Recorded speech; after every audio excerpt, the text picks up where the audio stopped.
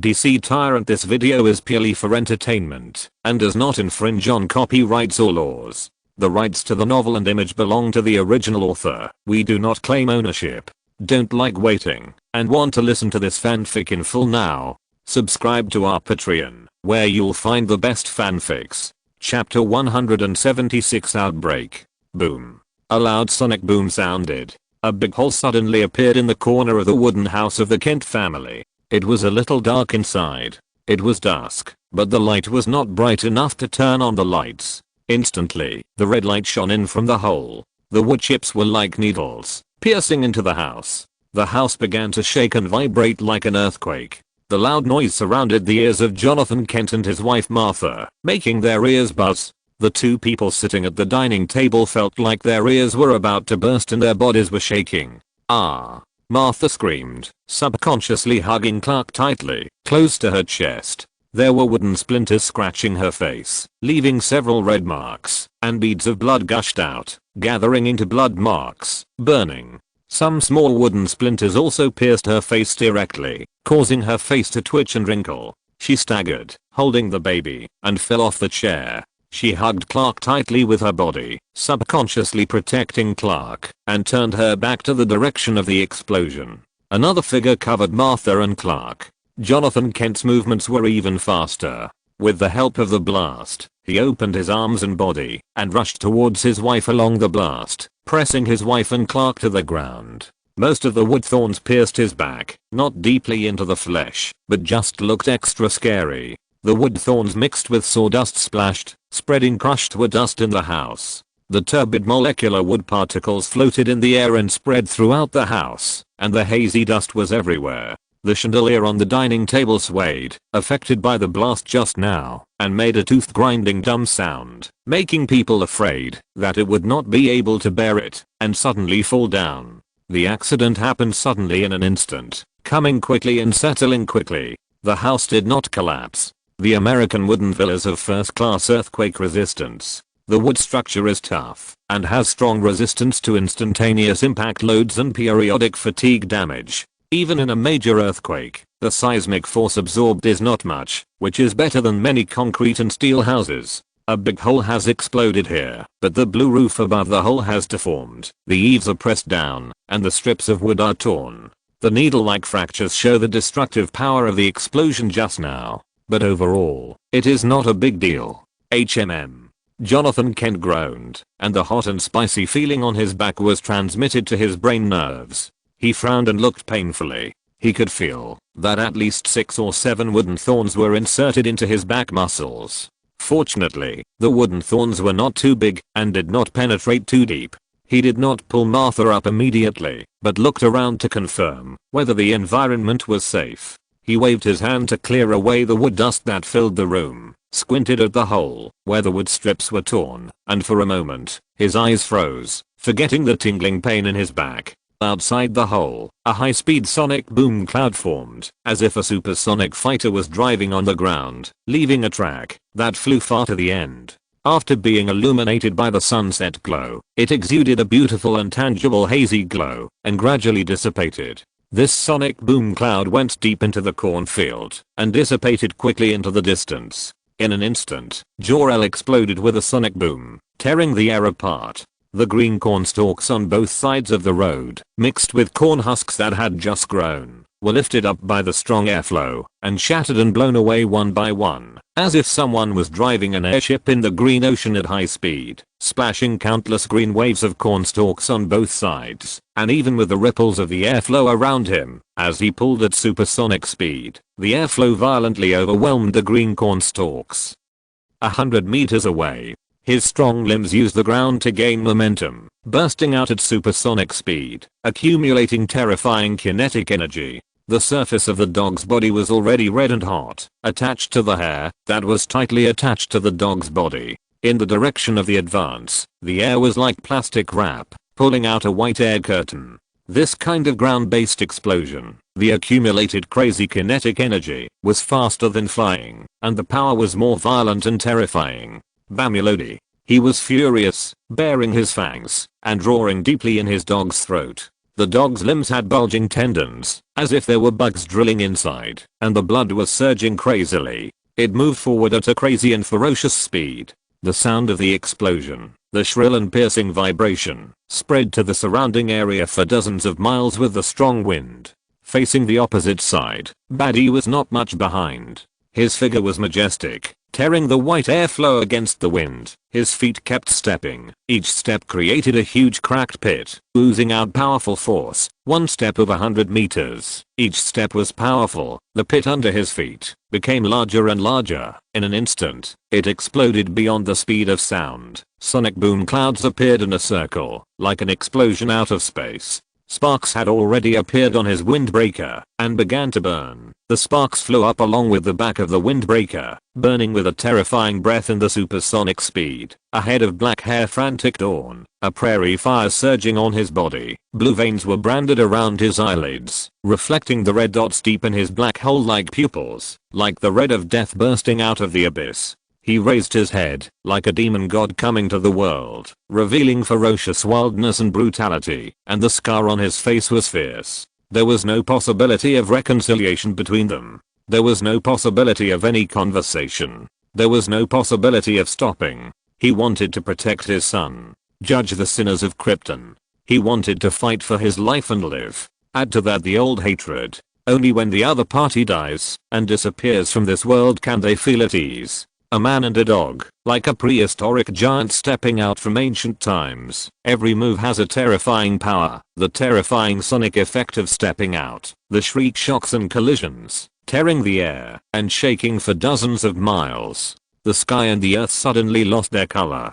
Approaching 2,000 meters, Jor-El suddenly stood up, and his dog body rose to 2 meters. His snow white hair remained the same, without any change, but it could not cover his muscles, that turned into half a human body. It was still a ferocious dog head, but the fangs were a little longer, as long as an adult's index finger, and the 5 fingers were thick together. The veins on the dog's face burst out, and the fangs were bared.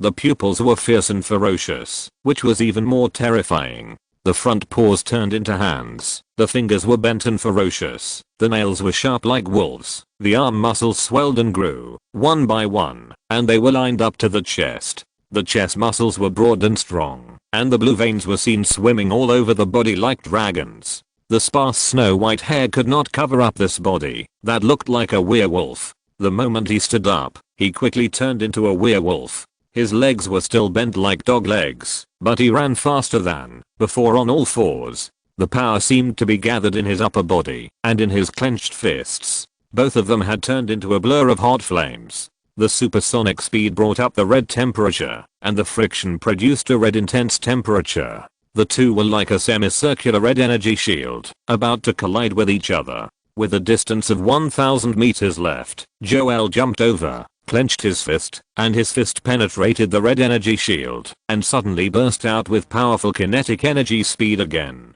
Badi's eyes flashed with ferocity, his mouth was grinning, the flames burning from the friction on his body, and his flying black hair made him look like a cruel evil ghost walking out of the sea of hellfire. Similarly, his fist also penetrated the scorching temperature caused by friction. In an instant, it was as if he broke through an inherent energy shield, and his fist came out from inside, and collided with each other.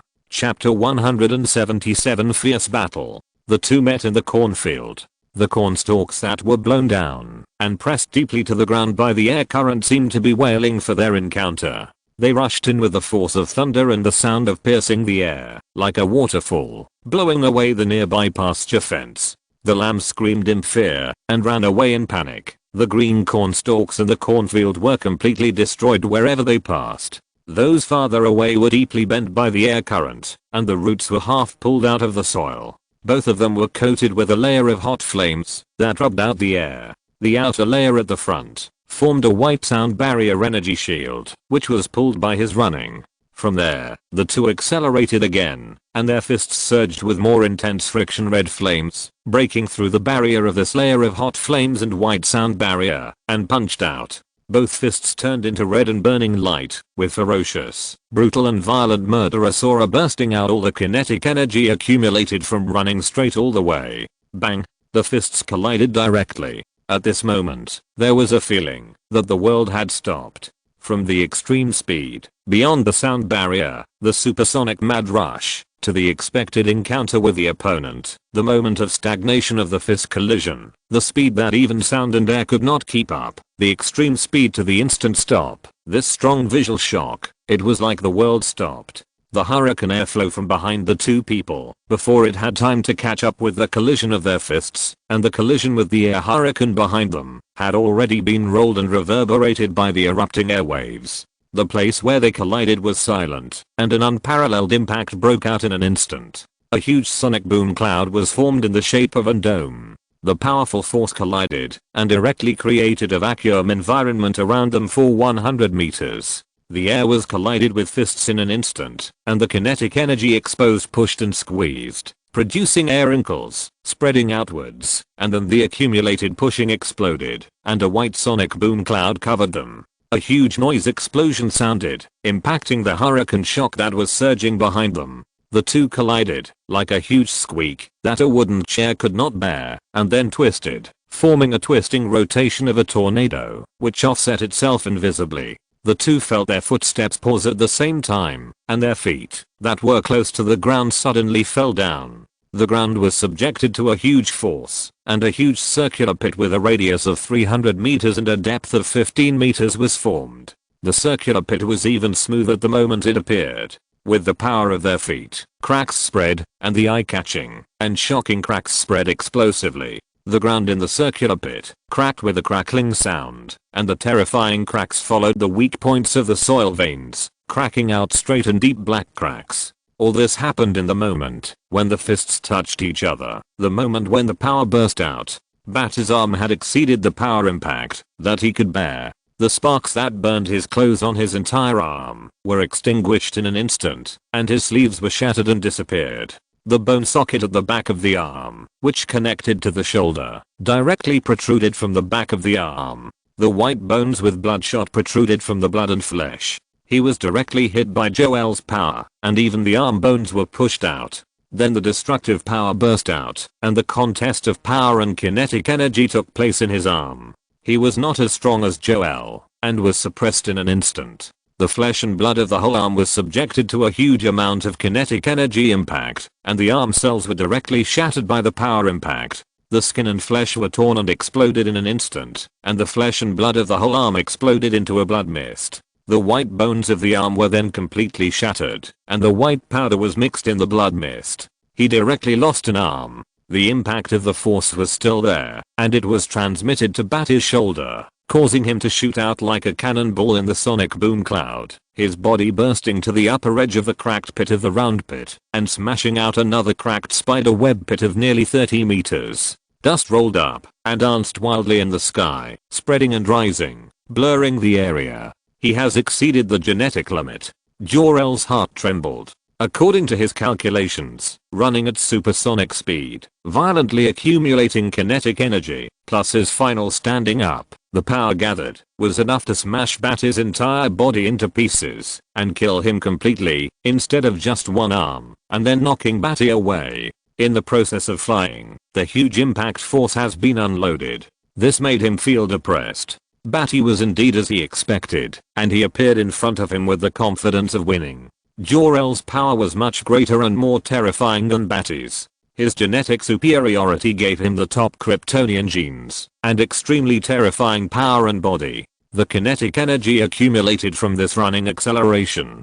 His fists were just trembling, his arms were numb, and he couldn't use any force for the time being, unlike Badi, whose arm exploded into a bloody mist. But he didn't suppress his joy at all. Instead, he felt heavy in his heart. His bent feet dug deep into the ground, and were hit by the recoil. His chest was broad, and his huge and ferocious body leaned forward, his soles grasping the ground, resisting the huge recoil in the cracked pit, and rocks surged out of his feet, plowing out 2 traces, and plowing back 100 meters away. In the moment of stopping, there were wisps of burning smoke twisting and rising on his body, and water vapor evaporated from deep in his body. His dog face was calm, and his werewolf-like body was strong and mighty, with wisps of steam twisting and rising on the surface, and the lines of muscles were hard and bulging, and his power was as awe-inspiring as the cruel werewolf in the legend. He wanted to chase again, and pulled out his legs, that were deep in the ground. He stepped proudly. Suddenly, a feeling of weakness spread from the right side of his abdomen, causing him to stagger, and half kneel on the cracked ground. A dagger emitting a faint green light was inserted into his right abdomen. The green kryptonite immediately took effect, began to erode the solar energy in his body, and spread out green hideous veins. He had a device to prevent the green kryptonite from causing harm, but it could not prevent the harm of direct contact with his body cells. This was already sticking to his own flesh and blood, eroding himself. Shock. He pulled out the kryptonite dagger with a gloomy face. When the green kryptonite had already eroded 20% to 30% of his solar energy, he pulled out the dagger and threw it far away, creating a green light in the sky. He had lured the green kryptonite to Badi, but he didn't expect that it could hurt him. Badi had rich combat experience and strong combat ability. At the moment, when he burst out with the most powerful power and didn't notice it at all, he stabbed his lower abdomen with a dagger. At this moment, he had deeply felt the fighting will and fighting skills of Badi, who fought his way out of the blood among many generals with advanced genes on Krypton in the last battle on Krypton. It was his way of stuffing top-level fighting skills into his head and muscles. To use them reflexively that was different. He had surpassed the so-called limitations of talent and genes. Jor-El bared his fangs, growled deeply, and his eyes were as sharp as a blade tearing through the air. His half-kneeling body recovered as before, but he lost the most important opportunity to pursue. In this attack, he had calculated Badi's physical strength through a series of parameters such as atmospheric pressure, speed, Earth's gravity, direction of airflow, Badi's body's reaction to the force. He believed that Badi could calculate his strength in an instant. Jor-El raised his dog head, with a deep growl in his throat, and looked at Badi with a sinister and fierce look. Badi had already stood up at the edge of the deep pit. In the dust, his figure was tall and majestic, as if standing in the sky. The figure was tall and incomplete, with bones exposed at the torn shoulder and blood dripping. His face was ruthless and indifferent, looking down from a high position. There was no pain in his eyes and face, only a look of condescending and looking down like slaughtering an animal. Even with a broken arm, he still looked like he was sure of victory, which made Jor-El feel deeply daunted. The figure in the dust gradually became clear, and a cold arc of sneer appeared on Badi's face. He took out a syringe in his left hand, which was filled with golden energy liquid. He inserted it into his chest. Jor-El's pupils shrank, and his eyes suddenly became branded with hot red veins. A little red began to appear in the deepest part of his eyes, and then burned the entire pupil, and the red light covered his eyes horribly. Chapter 178 Jor-El's response. Boom.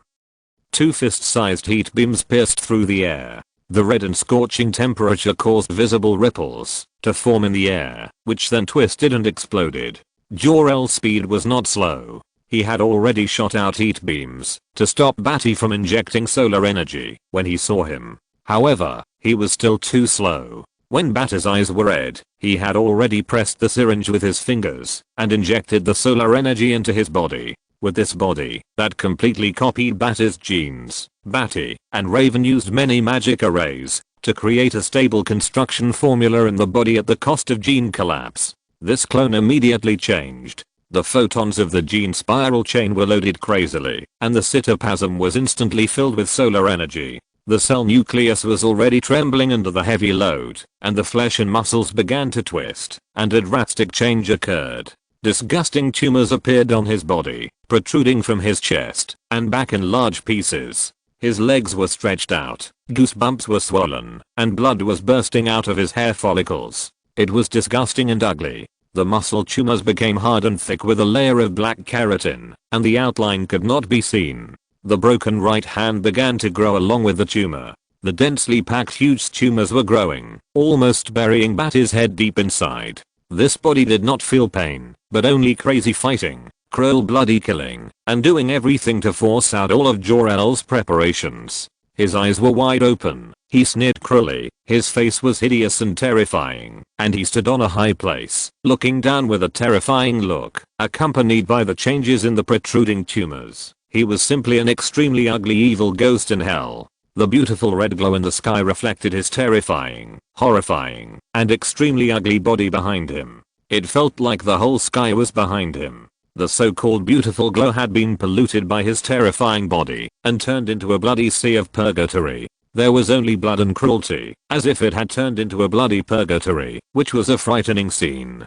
Badi's body was changing, absorbing the energy of the sun, and two thick thermal visions had already penetrated the air and rushed towards him. He slightly turned sideways, and the scorching thermal vision directly shot his left arm. The left arm, which had just developed a tumor, had already burst into blood mist. Bang, the thermal vision tore through the sky, directly shot away Badi's arm, and shot up into the sky, directly cutting the pile of blood-colored clouds in the sky in half. The thermal vision cut the clouds vertically, and the beautiful clouds in the sky were evenly cut by a red thermal vision in the middle. This was simply a shocking scene, like cutting the sky. The battle between the two, whether it was a huge pit with a diameter of 600 meters cracked on the ground or the thermal vision that cut through the clouds in the sky, would make people feel the great horror of shock. However, the next moment, the thermal vision that cut through the sky flashed in the sky, split the sky, and immediately disappeared, leaving only the twisted wisps of light smoke, after burning in the air. Jor-El retracted the thermal vision. His eyes were filled with the cruel temperature left by the burning breath. He had no way to stop it. Badi had begun to absorb the energy of the syringe, and the changes in his body were increasing. This kind of change only takes a very short time. He may even have only 1 or 2 seconds to react. He himself is a scientist, and he deeply understands the changes in Badi now. How much energy he has, the frightening power, and the twisted flesh. What is going on? Keeping the thermal vision on him will only make the energy in his body resist external forces more quickly and complete the changes more quickly. Badi's arms grew wildly again, covered with tumors, solid and thick. The hideous tumors on his body kept bleeding thick black blood. His bones, the deepest layer, began to grow, and his body began to grow taller. As he grew taller, his eyes became more brutal and violent, and lumps began to protrude from his face, growing larger. In particular, he stared at Joel and grinned, which was extremely terrifying. "Bamulodi, are you going to die?" Joel felt a chill in his heart. This change was already inhuman, and his genes were close to collapse. After the battle, would he still be alive? It was conceivable that it would be difficult for him to survive, unless he could get the code of life from his son. Otherwise, after this battle, Badi, who looked like this, would not be able to survive. In other words, Bamulodi, using his life as a bet, was willing to kill himself and take away Carl's code of life. Jor-El's red eyes faded, his fangs bared, the muscles on his dog face twitched, and his dog face was twisted and distorted. Stop the changes in his body. Carl, you can't suffer the murderous hand of Bamulodi. Bang. He bent his legs, and with the innate strong jumping power from the optimal curve of the dog's legs, he jumped in front of Bamulodi. The deep pit was pressed into a cracked deep pit of nearly 100 meters by his powerful leg power. The sonic boom cloud appeared in a circle in the original place in an instant. There was a white film of sound barrier in front of his figure, and he jumped into the air. He was in the sky, clenched his fists, stretched his arms, raised his strong chest, and took a deep breath in the air. The air gathered into a vortex, and was sucked into his mouth. The dog's mouth was lifted up with the inhalation, and the chest swelled up, under the movement of the internal organs. Suddenly, with a bang, the air was pierced again. His dog mouth lowered violently, spitting out a stream of azure cold current. The concentrated and gathered cold current had amazing piercing power, piercing through the air and exploding.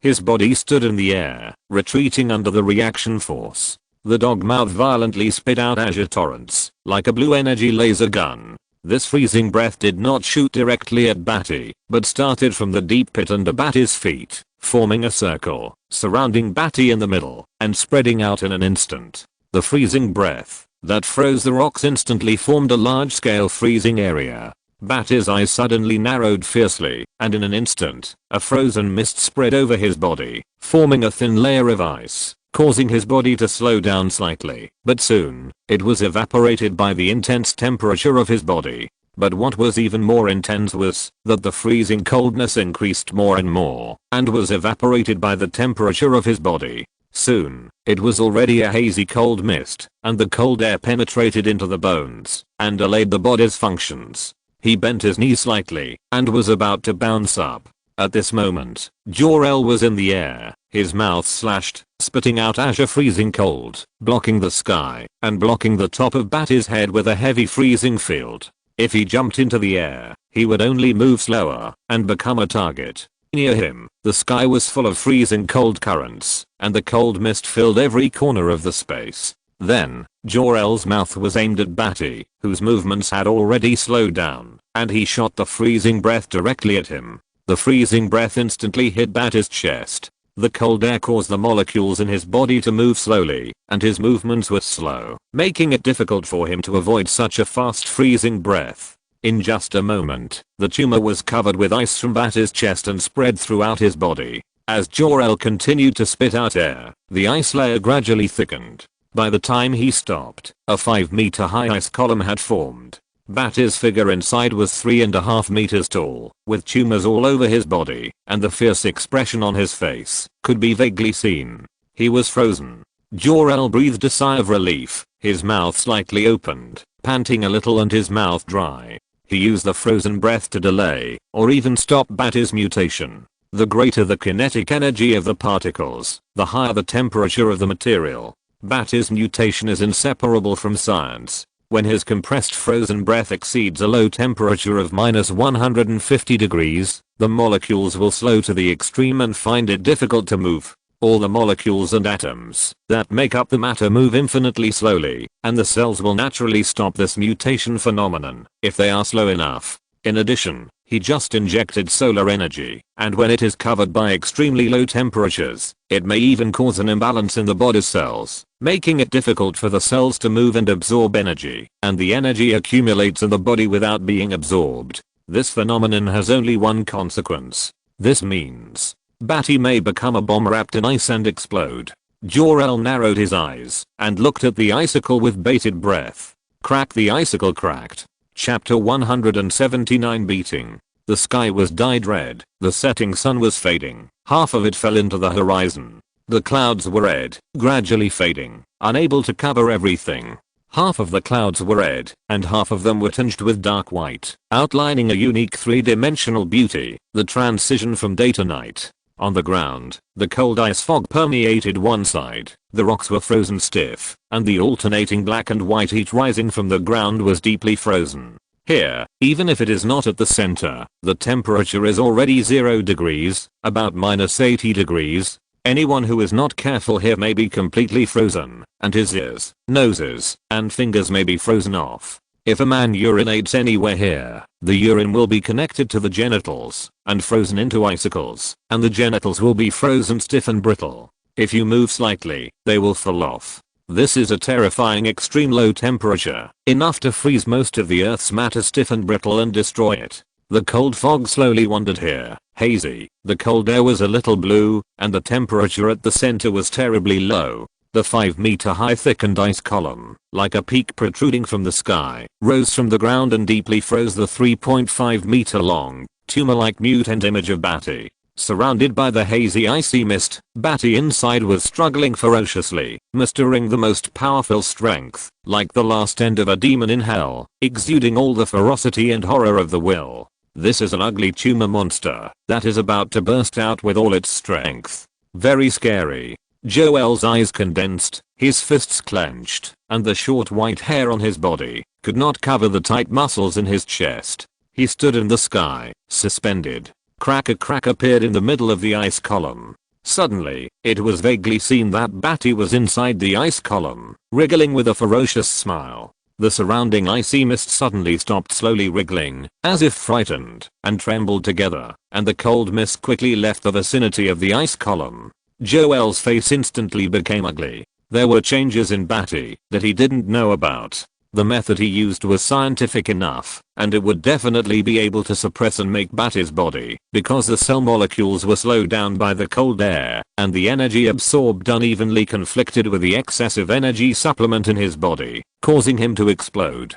It would be an instant explosion like a nuclear bomb, instead of a crack. Seeing Badi's extremely ugly tumor face and hideous smile, at the moment he saw the cracks on the icicle, he made a wrong move. The correct move was to run with Clark immediately, and he puffed up his chest again, and the surrounding air vortex was sucked into his mouth like a vortex, trying to thicken the ice layer again and completely freeze Badi. Bang! Suddenly, a violent explosion sounded. The cracks in the icicle increased, and it exploded in an instant, and the ice spikes scattered wildly, and the huge ripples of the surrounding cold mist puffed rippled, and the surging waves on the ground went out. The sonic boom cloud formed a circle at the original location. The already brittle rocks and land on the ground sank directly, forming a huge pit of 100 meters. Continuous cracks and fissures spread on the ground, as if an earthquake had torn the earth apart. A black shadow suddenly jumped up. Very fast. A huge handful of tumors, with terrifyingly large finger bones, came out from the front of the huge black figure, in the thin white sound barrier, and the 5 fingers of the palm were like 5 meteorites, descending from the sky, emitting red heat from friction, and poked out.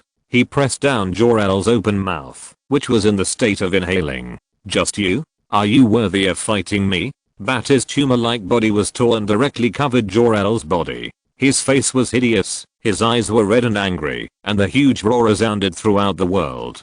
Jor-El was shocked. His eyes were full of tumors, and the whole world was full of tumors. The terrifying monster glared, making him breathless. How could he have encountered such a terrifying scene? Even though he had been injected with all the top combat genes, at this moment, approaching the battle, and facing a monster like Badi, he could not help but feel timid, and his body suddenly froze. The next moment, Badi's big hand pressed down on his dog mouth, pressed down on his 2 jaws, so that his dog mouth could not even close, and pressed him down from the air. His back broke through the speed of sound, rubbing out an intense red temperature. Badi's grim smile was extremely terrifying, pressing Jor-El and directly pressing him to the ground. Boom! A huge enjoyment permeated the land, and the ground cracked into a nearly 100-meter deep pit, rising up wildly in rubble, rising to the sky. In the wildly rising rubble, it was terrifying. The ugly tumor monster and the werewolf violently confronted each other.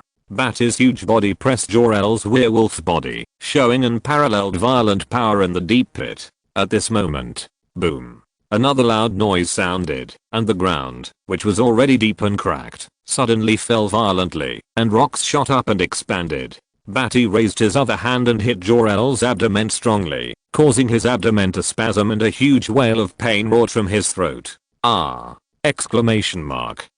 His previous inhalation and the huge force now directly hit his abdomen, causing his eyes to twitch, and he was in extreme pain. Badi's eyes rose with violence, and he began to smile crazily. Boom. The cracked deep pit suddenly fell and suddenly expanded. Invisibly, there was a violent force that pressed it to expand again. Starting from a diameter of 100 meters, it instantly expanded to 150 meters, and continued to expand at a very fast speed. Boom, boom, boom, boom, boom, boom, boom, boom. Badi's hands burst into phantoms, and sonic boom circles appeared one after another, until they hit the vacuum field. For a moment, the air could not get between the phantoms of his hands. With a cruel and grim smile on his face, he continued to create phantoms with his hands and hit Jor-El hard. Jor-El was like a piece of rag, enduring the huge force, and swaying in the wind and rain of force. Each blow hit him in the most painful place with extreme violence, making it difficult for him to even wail, stimulating every nerve in him. The deep pit cracked, and spread again and again, and each bang was a huge heavy blow, extremely fast, like a planetary pile driver, and each one was heavier than the last. The deep pit violently expanded from 100 meters to 150 meters, 200 meters, 300 meters, and 400 meters. With each punch of Badi, the roar expanded wildly. The gravel flew up without weight, and it was so crazy that it was all over the sky. This was just like the Dragon Ball animation, the kind of violent and continuous heavy blows that destroyed the world, beating the enemy like rags, and the deep pit on the ground continued to fall, finally forming a terrifying cracked pit of nearly 700 meters. The continuous huge force knocked Jor-El deep into the ground, and the two fell thousands of meters deep with heavy blows all the way down. A violent earthquake broke out in Kansas, shaking far away. Even the city 600 kilometers away felt the huge ground shaking. The water in the cup kept rippling back and forth, and the ground jumped up, and tiny dust flew. The nearby farms were already shaking, and people couldn't stand up. Chapter 180. Not enough. Smallville, Kansas. The sky was getting dark. The red glow gradually faded, and the clouds gradually turned white. The red sun was huge on the horizon, like a fireball close at hand, walking into the last embers of the burning, reflecting the last light. Who said that the sunset is infinitely good, but it is near dusk? What is good about the end of the curtain? It used to be the dawn, symbolizing warmth in the beginning. It was also the sun shining brightly, piercing and emitting the strongest light and glory. The sunset was lonely, and the dusk ended. The earth was desolate and there were huge pits everywhere. Looking down from the sky, it was like a huge cracked pit hit by continuous meteorites. It was hard to believe that all this was just a contest of strength between two creatures. In a 700-meter circular cracked pit, at the center, there was a black hole with a diameter of nearly 6 meters, reaching nearly 1,000 meters underground. An extremely dull and thick sound of hitting came out from it, causing the cracked pit to tremble constantly. Large rocks kept rolling down the edge of the cracked pit. In a certain uneven cave wall, the falling big rock was pushed by the cave wall, and the falling rocks pushed each other, and suddenly got stuck inside. Then the subsequent continuous rocks rolled down and got stuck. Some small pieces of gravel cleverly passed through the gap. When one piece could not pass through, it got stuck and stabilized. From a physical point of view, the small pieces of stone played a supporting role in stabilizing the gap. This black hole was blocked by the messy gravel that fell. With the dull heavy blow inside, the vibration of gradually smaller strength became more stable. It was stuck at the entrance of a cave, and piled up into a stone tomb. Boom. The stone tomb suddenly exploded, and the rocks flew around. In the scenery, where the sunset was about to disappear, a black shadow rushed straight into the sky, and then stood in the sky. The dusk behind him was about to sink into the horizon, but the rays of light were still rising, piercing his back, reflecting the helplessness and loneliness of the dusk. He was really not good enough to fight. That hard chest was dented, and his right forearm had been torn to the elbow, with white bones and blood dripping in the air. His thighs and back were also injured to varying degrees, and blood was oozing from his abdominal cavity. 2 of his fierce fangs were knocked out, and most of the other small teeth were broken, and blood was oozing from his gums. He had white hair on his body, and was in the shape of a werewolf. Under the dim light of the sunset, he looked horrified, broken, and miserable. Although the injuries on his body were repaired and healed in an instant, the fangs in his mouth also grew out quickly. But the heavy, ugly face, the terrifying eyes that shrank into a small dot, the fists clenched tightly, the white knuckles, the fangs bared like a beast, and the low roar from the throat, all of which were fierce and courageous, telling of his incompetence. He was beaten directly, and when Badi's strength was about the same as his, he was directly crushed. He had a more powerful werewolf form, and suddenly wanted to kill Badi with one blow, but he couldn't kill him. He was still stabbed by Badi, and didn't take advantage. And when Badi's strength was about the same as his, he was no longer an opponent. Every punch and kick, every attack, was already at a disadvantage. He had already recorded all the top combat information, recorded it into the body's genetic instincts, and was a fighting master, a grandmaster. But, it was still far behind. Whether it was physical fighting skills or psychological concepts of fighting, they were not enough for him to fight against an opponent like Badi who transcended genetic limitations. Jor-El took a deep breath, and his body was instantly restored by the energy in his body, leaving behind the pain that made him remember it deeply. His eyes were sharp, and the cold light flashed. He opened his thick palm, and reached behind his neck. His fingertips immediately touched the golden kryptonite fragments hidden in the white hair on his neck. This was the golden kryptonite that could cause the photon gene factor chain in the Kryptonian gene to transcribe and directly disintegrate and disappear, thus causing the superpower of the Kryptonian gene to disappear. This kind of stone is difficult to play a role outside the body surface. Only when it can enter the body of a Kryptonian can it cause the most important chain in the gene to disintegrate and have no ability to recover.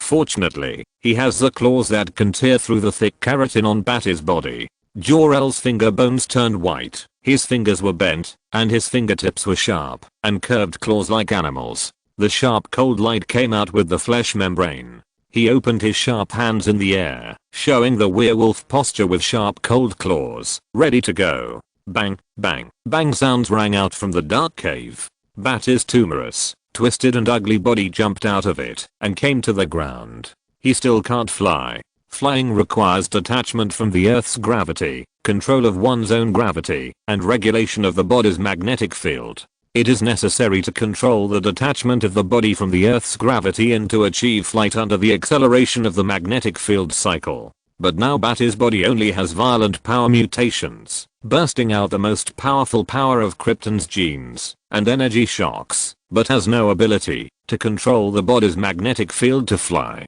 A huge sonic boom figure stood in the sky, and the whole sky seemed to have become Jor-El's petal. The explosion made a huge sound, shaking and shattering the clouds in the sky, far away, and the broken clouds rippled, forming a ripple circle layer by layer, surrounding the location where he exploded. He cracked a distorted face, and his hands were cold and sharp claws, slashing towards Badi who had not yet landed. After escaping from the underground, he took the initiative to attack again. However, Badi's slit eyes, which were already buried deep in the tumor, emitted a fiery red light, and his thermal vision instantly pierced through the air and rushed towards his exploding body. This powerful thermal vision directly knocked Badi and Jor-El away. Jor-El was hit by this powerful shock ray in the chest, and he was directly shot back at a faster speed, crashing into a small mountain, blowing the mountain into a mess of rocks, and leaving a big hole in the pit. This was too sudden.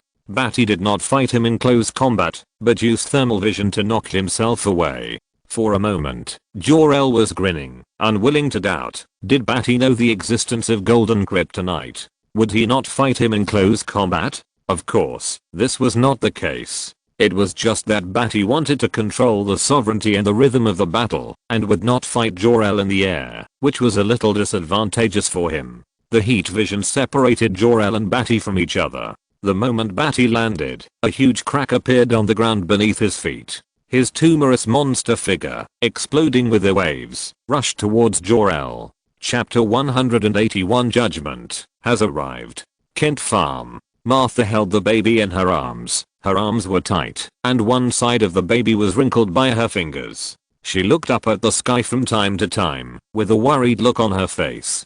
Jonathan was in front of her, looking far away. The wooden splinter on his clothes had been pulled out, leaving a little blood and a bit of tatters. A huge noise came from afar, like a pile driver at the closest distance, shaking their hearts. The ground under their feet was jumping and flying, and the ground was shaking. In this situation, they couldn't stay in the house anyway. In addition, there was a big hole in the house, and they didn't know what happened, so they were worried. Jonathan, I'm a little scared. Martha looked worried, and couldn't help but say, and couldn't help but start to panic, and fear in her heart, afraid that they were involved in something. Jonathan turned around and hugged his wife, Martha's head resting on his shoulder. He gently rubbed his wife's arm and then pressed it with his hand to make his body closer to Martha's. Don't be afraid, I will protect you. Jonathan forced a comforting smile on his face, which made Martha calm down a little. In her husband's arms, she seemed to feel less panic. Martha leaned her head on his shoulder, nodded, and said, "And Clark?" "Yes." Jonathan smiled and nodded again, and used his other hand to hug Clark, making the swaddle close to their bodies. The family hugged each other tightly in the wind and rain. Gradually, the amplitude of the ground stopped at this moment. The family who were hugging each other tightly, Jonathan and Martha looked into the distance, and their expressions seemed to relax a little. The next moment, in the sky, the dim red glow shone a tiny figure. In another moment, the tiny figure exploded with a loud noise, breaking through the sky, breaking a hole in the sky, and the surrounding broken clouds turned into circles of ripples, surrounding the center point. The sky showed an extremely spectacular scene, just like a foot stepping through the sky. Then, from afar, a tiny red line as thin as a needle thread was seen, very straight, crossing the sky, cutting the horizon in Jonathan and Martha's eyes. The earth was vibrating again, and the broken rocks were jumping and dancing. Jonathan hugged his wife and son tighter. Boom. Boom. Badi was running wildly, his feet cracking the ground, and the surface of his tumor, twisted, and powerful body was rubbing out a blazing red temperature. On the outermost surface, there was a layer of white film sound barrier cloud. The momentum was terrifying, just like the legendary wild beast in ancient times, galloping, and behind it, the surging gravel and wind and sand fog filled the sky. Jor-El appeared from the mountain, with 4 thick fangs and claws on his body, cold and sharp. He was not in a big trouble. Thermal vision is divided into impact force and high temperature rays, which can be controlled by adjustment. The atoms arranged themselves forward with a huge impact force, which was even stronger than the high temperature reaction. This is why in comics, animations, and movies, when Superman used his heat vision, the enemy was often pushed away very quickly and had a strong impact force. As long as it was controlled, the shock wave generated by the heat vision could achieve an unparalleled impact force, enough to knock anything away. The two of them hit each other again and collided. Jor-El crouched like a wolf dog, and his legs had a strong dog-like curve and bounced strongly. He jumped towards the waist of Badi's tumorous body, looking like he was ready to die. As a result, Badi just raised his knee, which was just right, allowing him to automatically jump to his knee. The dog's chin hit Badi's knee, and a circle of visible sonic boom marks broke out. Jor-El's chin was instantly shattered, and he wailed, mixed with blood and fangs, and his teeth broke again, and his mouth was full of blood. Badi's eyes flashed with brutality again, and his fists hit out of the vacuum field like a phantom, exploding with violence and a huge explosion. Jor-El's body once again became a rag, swaying in the storm of fists. Once again, he became a meat target, and his body suffered even more severe pain and trauma. The huge fists hit the same position continuously, directly hitting his strong dog body and making it concave. First, his legs were broken by force, and he suffered the impact of more than 100 punches in an instant. His knees were shattered, and he couldn't move. The whole dog body seemed to fall down helplessly, but was hit by Badi's tyrannical fists again and again. Bang bang bang bang. The violent sound made him shake continuously, and he kept standing in front of the fist. Jor-El's dog eyes flashed with ferocity and pain, like the howling of a beast on the verge of despair, and he tried his best to get close to Badi's body. Just one stroke. As long as the claws can scratch Badi, the golden kryptonite fragments attached to the claws can enter his body and dissipate his abilities. Jor-El's eyes were red, and he no longer cared about the physical reflexes recorded in the body's instinctive genes. He just tried his best to break through Badi's continuous and intensive attacks and leave marks on him. This was undoubtedly the most tragic and unwilling fight. It was a one-sided, inhumane beating. He didn't expect that in terms of fighting. Even if he recorded the top-level fighting instinct, he couldn't compete with Badi. What's more, Badi looked a little stronger than him, but only a little stronger, probably just a few dozen tons. Why would he be crushed? Exclamation mark. Whether it was psychological, technical, or physical ability, they all crushed him and made him unable to resist. If it weren't for the crazy energy in his body, running under the blows, constantly repairing, constantly healing, and constantly using the powerful recovery ability of cells to recover him and maintain his life. The gene of Krypton is so strong and resilient that even Badi, who is a little stronger than him, can't kill him in an instant. Even if he hits the temple, it is blocked and repaired by the powerful energy gathered by Jor-El. He once tore Jor-El's throat underground, and it only took a moment for him to recover. This terrifying gene resilience makes it difficult to kill. The only way is to fundamentally disperse all his energy, beat him so that his body can't recover, beat him so that he can't resist, beat him so that his head is confused, and beat him to doubt his life. However, finally, Jor-El, who was beaten to pieces and in great pain, finally seized the opportunity and stretched out his claws towards Badi's fist. There was a golden fragment hidden in the claws. There is no doubt that seeing that Jor-El still dared to resist, Badi directly bombarded his claws. He wanted to beat Jor-El to death without any resistance. The sharp claws pierced deeply into Badi's fist, and then Badi twisted his fist, and the sharp nails were all broken. With Jor-El's huge roar and wailing, the sharp nails were bent and stuck in Badi's fist, and the golden light flashed deeply inside. Kryptonian sinners. Judgment has arrived. Jor-El uttered Kryptonian language for the first time from the dog's mouth, and the flowing blood dripped out of his mouth. His mouth was cracked, his eyelids were swollen, his body was uneven, and his broken body laughed miserably. Chapter 182 Sinner. The golden kryptonite fragment, along with Jor-El's claws, pierced into his finger surface, and the finger bone pierced into the tumor, oozing out strong and smelly blood. The golden kryptonite fragment, in the strong and smelly blood, shone slightly golden. In his finger and tumor, a compound effect was exerted. A weak radiation reaction wave was transmitted from the golden kryptonite fragment, entering his blood and cells, passing through the cytoplasm and the nucleus, and connecting to the genetic information of the gene. The photon-enhancing gene factor unique to the Kryptonian gene immediately took effect due to encountering this radiation. If you can see the gene spiral strip, you will soon see that the gene and photon-enhancing factor in Badi's body came into contact with this radiation, and instantly changed the transcription information in it due to the radiation, and combined with the activated information molecule receptor from the stable gene chain of the main body, producing a compound effect. This compound reaction is not destruction, but rather re-regulating the specific DNA sequence of gene expression, so that the active photon-enhancing information genetic sequence and the silencer produce a huge compound effect. The main function of silencers on genes is to express negative regulatory element, bind to transacting factors, and inhibit transcriptional activity. Its function is to prevent the transmission of activation or oppression on chromatin, so that the activity of chromatin is limited to the structural domain. Under the action of radiation, silencers and photon enhancers produce a two-phase interaction. Silencers not only inhibit the information expression ability of photon enhancers, but also directly build a stable chain reaction under the radiation of photon enhancers. This stable chain reaction does not allow body cells to absorb sunlight.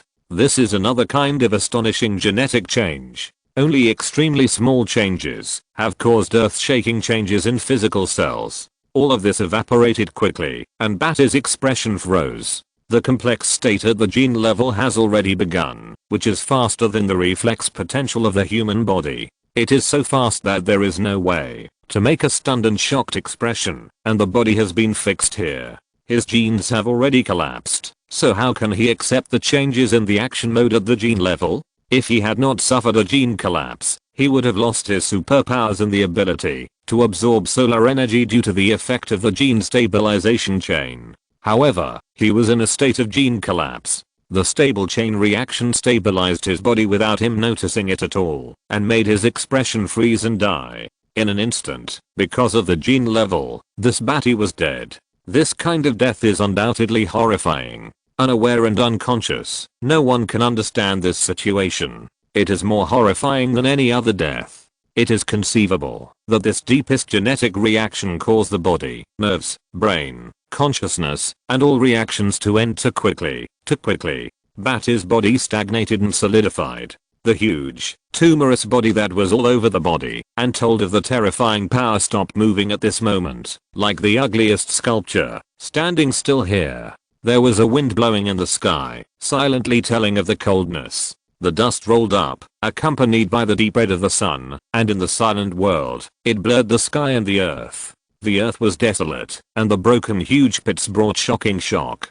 Badi's eyes froze from the brutality. His figure was like a petrified, hideous and terrifying monster, without any movement, but the solidified, stiff body, and the desolate earth like a background board, accompanied by the sunset, all reflected his past cruel and tyrannical behavior. The sky began to get dark. Dusk was about to fall. On the horizon, the huge red sun in the distance, only a dome was left, reflecting the red glow that was unwilling to end. Dusk was about to end. The earth was desolate. Jor-El put an end to this battle. The huge rumbling sound suddenly stopped in an instant. The world was quiet, in the silence of desolation, tragic, with a painful body. Jor-El's werewolf body was broken, his abdominal organs were shattered. The feeling of being broken and healing intensely was a mixture of pain. His body was uneven, his diamond hard ribs were broken, sunken, and stuck out of his body. His chest was torn, and his bright red heart was beating. His Adam's apple was also hit by Badi's punches. His nose was broken and tilted to one side. His eyelids were swollen and bloody, and one of his eyes had been blown out. This was a tragic scene, with the earth desolate, and the sky setting at dusk. He looked even more like he was in the dim red glow, in the most intense battlefield. As the sun set, he was the only one who stood up with wounds all over his body. He was the winner of this battle. Krypton's sinner. Judgment has arrived. Jor-El's blood-soaked body stood up, facing the last rays of sunset. His body kept healing and recovering from the wounds. He controlled the energy of his ribs and connected them. His abdominal organs were regenerated again. His shattered knees gathered the energy to repair themselves. Even his blasted eyeball was regenerated again. Boom. He stepped forward, his figure facing the sunset, showing a strong outline. The last rays of sunset shone on him. His eyes were like torches, revealing his rage. He clenched his fists and punched Badi's solidified tumor body away. His limbs flew apart. His head, which was solidified with a cruel look, exploded with blood from the sky. It's over, sinner. He opened his hands, raised his slender dog chin, and faced the sunset. The hot blood from the sky poured on his strong body, making him feel hot and scorching, but his heart was somewhat sad and miserable. Everything on Krypton in the past, the disappearance of Krypton, and the loss of everything. This battle that spread from Krypton to Earth. Both he and Badi had paid too much. Now it was finally over. Ah. He roared towards the last sunset, holding up his strong chest, roaring from the deepest part of his throat, venting the anger in his heart, roaring, and sadness. The sound rolled far away towards the sky and the earth, and the sound waves kept reverberating. The world seemed to be silent for his roar. He closed his eyelids, and a trace of moisture flowed from the gap to the corner of his eyes. Recalling the past, his heart was complicated. There was a bit of sourness in his nose. More importantly, it was finally over, and the heavy stone in his heart fell completely. This sinner was finally executed. But Krypton will never come back. At this moment, the sunset finally came to an end. The world turned into darkness in an instant. Jor-El suddenly felt goosebumps all over his body. His muscles tensed, and every cell in his body was desperately resisting the front, resisting the arrival of darkness, stimulating his brain nerves, stimulating the premonition of death. This feeling was like an eagle encountering a snake, a wolf facing a sheep, and encountering a natural enemy. He looked at the setting sun in horror. His eyes tightened sharply, his body tensed and stiffened for a moment, and his heart was lifted up in fear. It was as if in the distant sky, the horizon, the moment when the sunset fell, a figure wearing a dark cloak appeared. He appeared at the moment when the sunset fell, the moment when the light disappeared, the moment when the world entered darkness. The figure was lonely and cold, appearing in the darkness, like the god of death who stepped on the sun and spread darkness to the world. He was huge and majestic, wearing a dark cloak. Under the hood of the cloak was a rock-like chin, with a hard outline like a knife. There was a wind blowing the dark cloak wildly. The huge cape was lifted up, dancing like a dark flame under the starry sky. Sinner, did you save Krypton? If you're listening to this novel on a channel other than Fanfic World, it means they downloaded and uploaded it without effort. We cordially invite you to visit our channel, Mundo Fanfic Novelos. There you'll find the original version of this story and you can explore many other novels of various genres. We're waiting for you to immerse yourself in a world of incredible novels. Chapter 183 Commoners and High Positions. Bamulodi. Jor-El bared his fangs and bit his teeth so hard that his gums were about to bleed scarlet salty blood. His eyes were slitted, his nose and face were covered with hideous wrinkles. He twisted his face with hatred and madness, clenched his fists, his finger bones turned white, and his sharp and curved nails pierced directly into his palms. The violent riot of his body cells was like 1,000 needles, piercing his body. At every moment, he felt that the figure in front of him brought a sharp blade of cold light, holding his neck, and wanted to kill him. The deepest part of his heart was even horrified and chilled, and the fierce beating of his heart in his ears was crazy. The adrenal glands appeared in an instant, spreading all over his body, flowing through every raging river, and throbbing like a dragon. The reaction of his body and the sudden reappearance of Badi stimulated him to be crazy. "Why don't you die?" Exclamation mark. He gave everything. Even now he has become like a dog, just to defeat Bamulodi. But now, what is he defeating? He no longer has anything that can defeat Bamulodi again. To defeat this sinner again. "Why don't you die?" Jor-El Angshan roared, pulling out the claws of his hands from his palms, bending the whitened finger bones, spreading his limbs, and roaring wildly with his chest erected. Angshan roared with great anger, and the huge volume exploded the sky, the thunder exploded, and every cell in his body was cracked. His body trembled with fear, and his snow-white hair stood up like needles. The anger in his chest burned his reason, making his sharp eyes stained with red blood. The capillaries in his eyelids were broken by his anger and bleeding.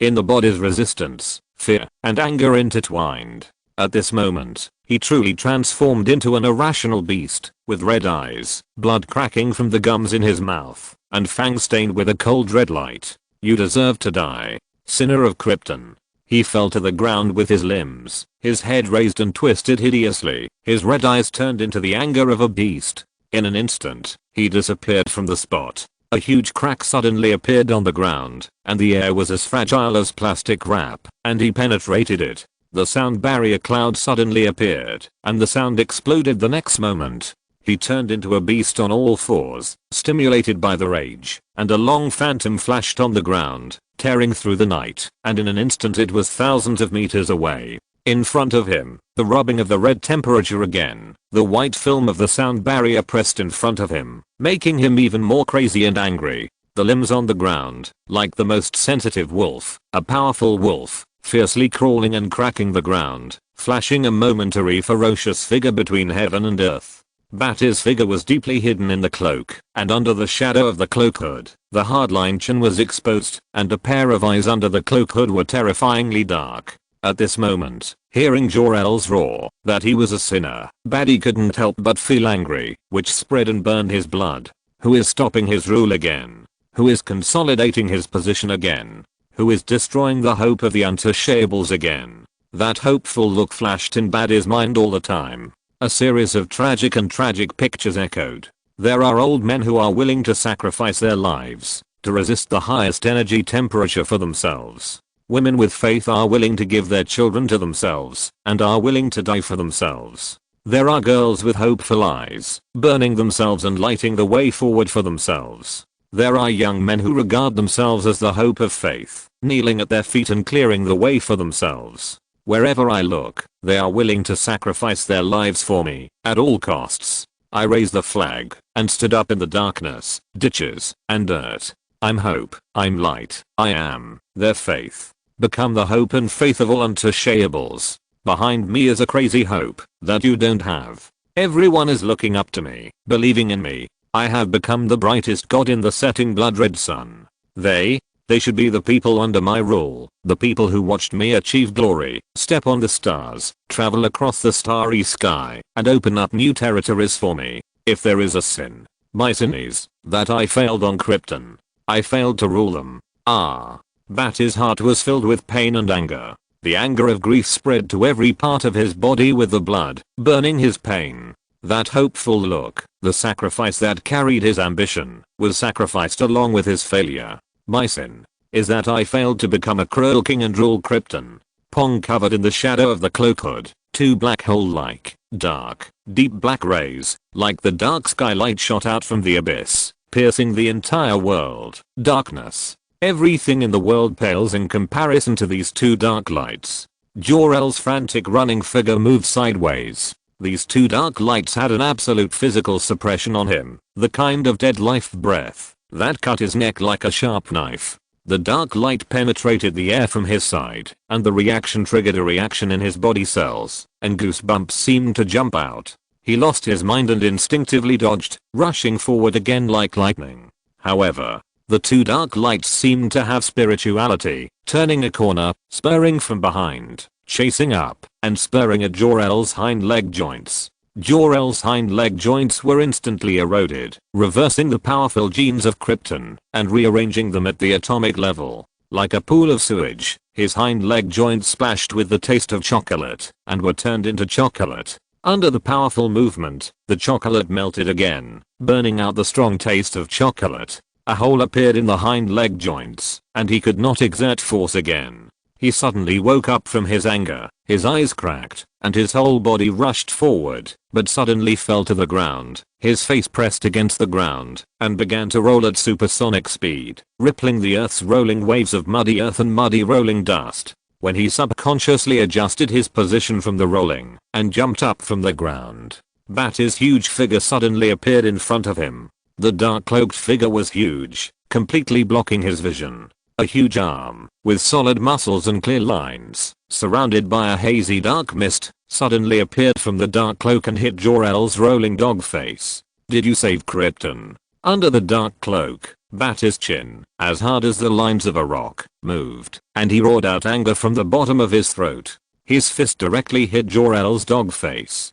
Jor-El was immediately struck by the magical energy. His cells withered and weakened. He was hit in the face by a huge fist. His cheeks wrinkled. His fangs broke from his gums. His other teeth popped out of his gums one by one, bleeding. His eyeballs shrank sharply and trembled, and then burst. Blood gushed out of his eye sockets. His face was distorted and sunken. He was hit by the magical energy, and rolled back at a speed faster than the impact. He raised a huge cloud of dust. He rolled on all fours, and fell to the ground. His claws and legs grasped the ground tightly, plowing 4 deep marks. He fell to the ground, coughing up a lot of blood. His face was sunken. He was infected by the magic, and could not recover for the time being. He stood up in the rolling dust and smoke, his figure distorted and blurred, covered by the dust, his body broken, but looking tragic and angry. His anger rushed out of his pain. He roared in an unclear Kryptonian language, shouting at the top of his lungs, "If it weren't for you, starting a war, and exhausting the last bit of Krypton's vitality, let Krypton be destroyed in wailing. I can save everything." Chapter 184 Deformity. If it weren't for you, starting the war, and exhausting the last bit of Krypton's vitality, let Krypton be destroyed in wailing. I can save everything. Jor-El stood up in the rolling dust and smoke, his figure distorted and blurred, covered by the dust, his body broken, and tragic and angry. His anger rushed out of his pain. He roared in an unclear Kryptonian language, roaring hoarsely. At that time, I was running for the future of Krypton, constantly walking between various councils, constantly persuading and pulling all the relationships. Sacrificing a lot of the interests of the L family was just to save the entire Krypton.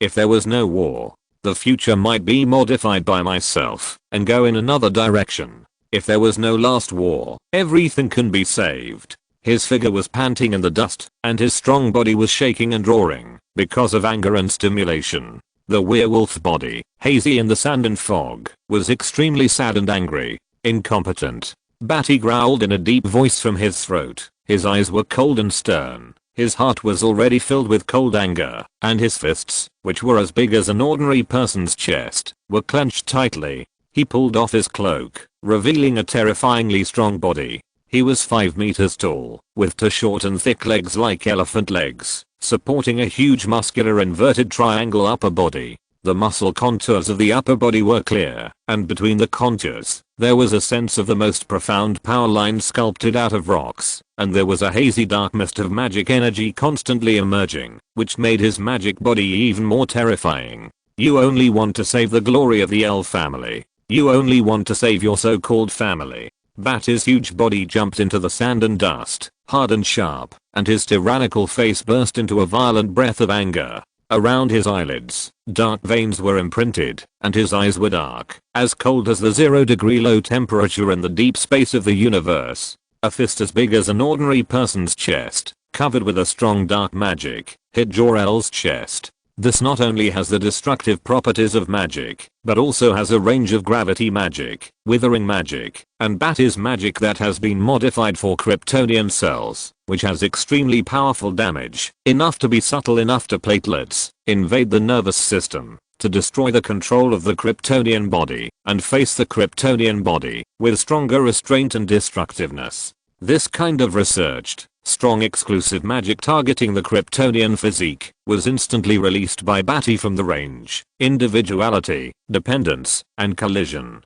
Jor-El had no way to resist. The magic weakened his physique, withered his cells, and increased his own gravity. He wanted to run, but he couldn't move. He could only roar in anger, and was punched by Badi in Jor-El's chest. Instantly, magic power burst out from his fist, and the strong muscles on the surface immediately stimulated wailing, like a wilted eggplant, which was dented by Badi's punch, and the abdominal cavity was compressed. The ribs on both sides were stuck out, like wings of bone spurs sticking out of the flesh, white bones, with blood, extremely terrifying. Badi did not stop. After beating Jor-El so miserably, he could not even wail and scream in pain. Badi directly hit out a fist containing magic power, roaring angrily. You can't see the wailing and pain of the people at the bottom. There is no hope in life, and desperately live according to your ideas. There is no hope. There is no vitality in their eyes. They are not human. With every word, Badi's fist would fall heavily on Jor-El. Jor-El was like a wet rag, and every heavy blow he endured splashed bright red blood. He was powerless, weak, painful, and angry as he swayed in the wind and rain. In the hazy dust, there were deep, tearing, blood spattering, painful sounds of flesh colliding, accompanied by Badi's anger and roar. Society needs services, so you make waiters. The army needs soldiers, so you make soldiers. You need dancers, so you make toys with outstanding dancing skills. Everyone is valuable to Kryptonian society. No value of freedom. Badi's eyes burst with cold light, and the dark veins branded around his eyelids gathered in his dark eyes, making him look like the deepest ice in the abyss, turning into a dark and extremely cold anger. They are just lambs. The value of existence. It is to highlight your glory, to serve you, cheer for you, add glory to you, shout loudly and praise you. Badi's face was cold, his eyes were dark, and his fist slammed into Jor-El's abdomen, penetrating into it, covering most of the chest cavity, and the heart inside was smashed to the depths of the spine. Blood splashed on Badi's terrifying body, bringing him a cold and cruel visual shock. Krypton, it's your Krypton. Therefore, Krypton was led by Badi and the most tragic war broke out. He slaughtered several families that were friendly with the L family, the military council, the labor council, the meditator council, the scholar council, and nearly 40% of the powerful high-ranking officials were slaughtered by him. Because they had a prepared Noah's Ark. As long as they have these upper classes, there can still be another Krypton. Krypton society is deformed and hopeless. No. I'm saving Krypton, saving everyone. It's you. Cough. Bridgel's right face was sunken, revealing his cheekbone, and he coughed and spit out blood in pain. The remaining eye was red, staring at Badi with hatred and resentment. His body was already in pieces, his chest was broken, his heart was gone, but his outrageously strong genetic resilience was still trying to repair his body, but the existence of magic made his repair process extremely slow.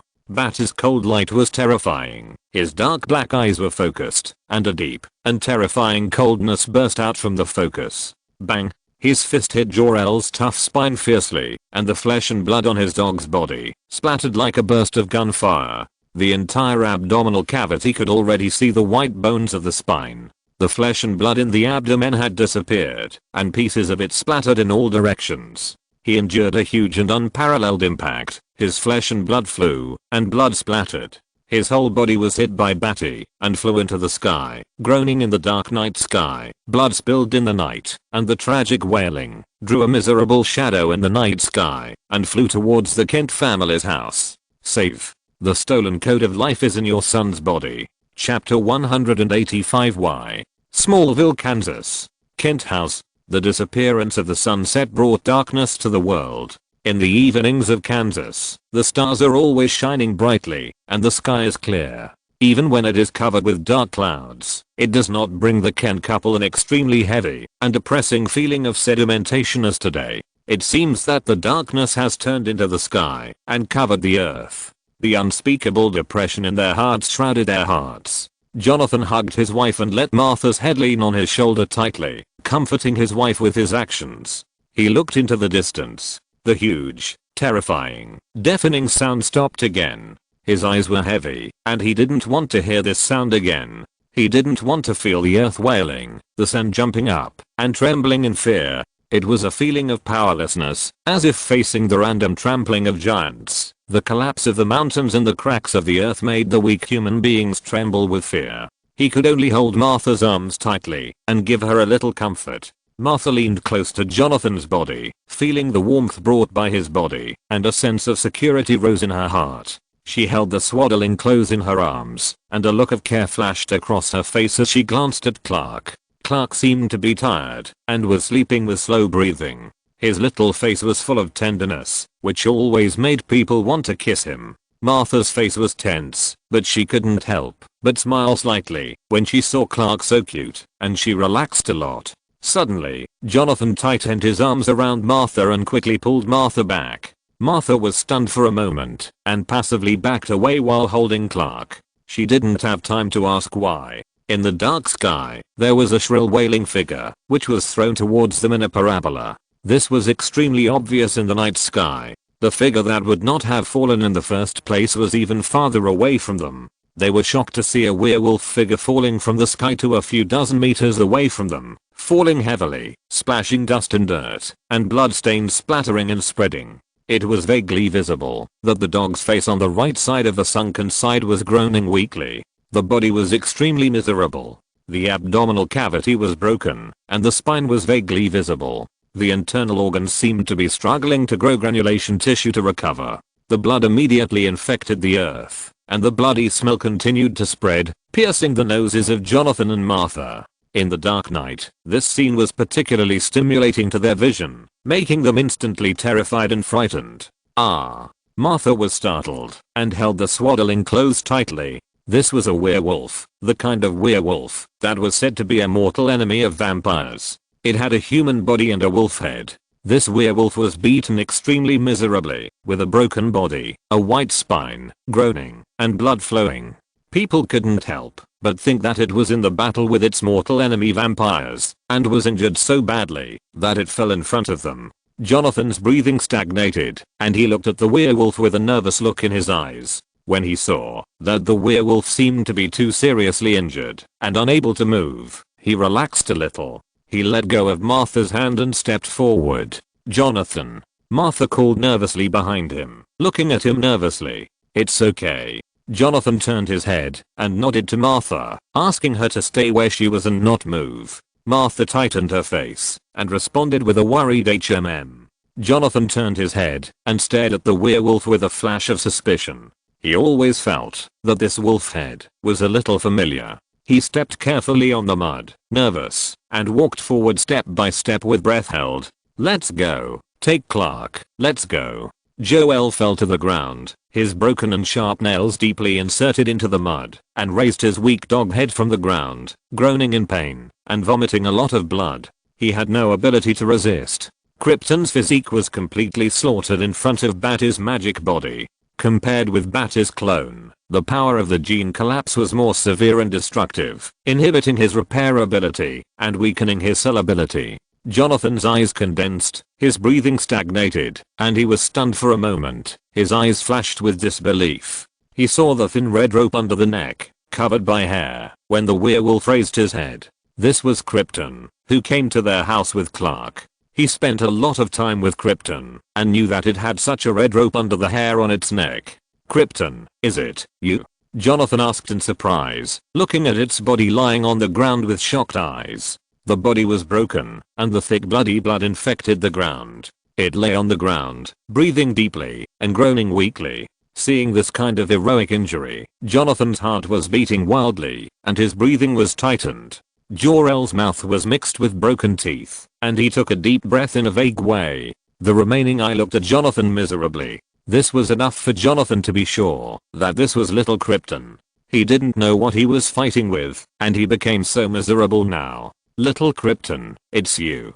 Jonathan was nervous and wanted to run forward to help the familiar little Krypton, the smart dog that had always been with Clark, and they regarded as a family. He was a member of their family. However, the next moment, his running steps stopped. His heart was lifted again. There was a huge dark figure moving from a small dot in the distance of the sky, and it seemed to cross a distance of thousands of meters with one step.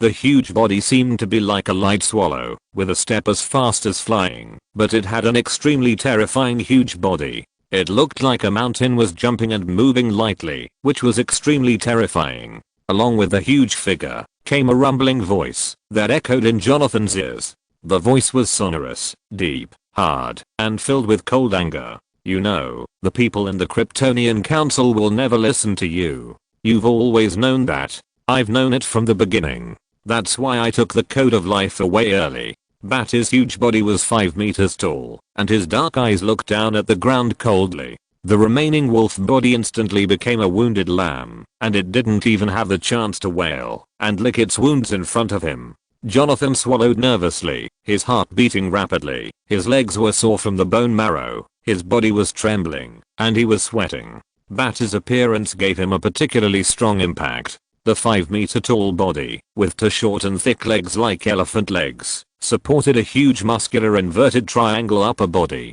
The upper body muscles were clearly outlined and surrounded by the dark mist. It looked like a strong demon god walking out of the abyss. In the darkness, there was a faint moonlight shining behind him. In the dim night, the elongated shadow of the entire huge body covered Jonathan's body, bringing him a chill. I am preserving the flame of Kryptonian civilization.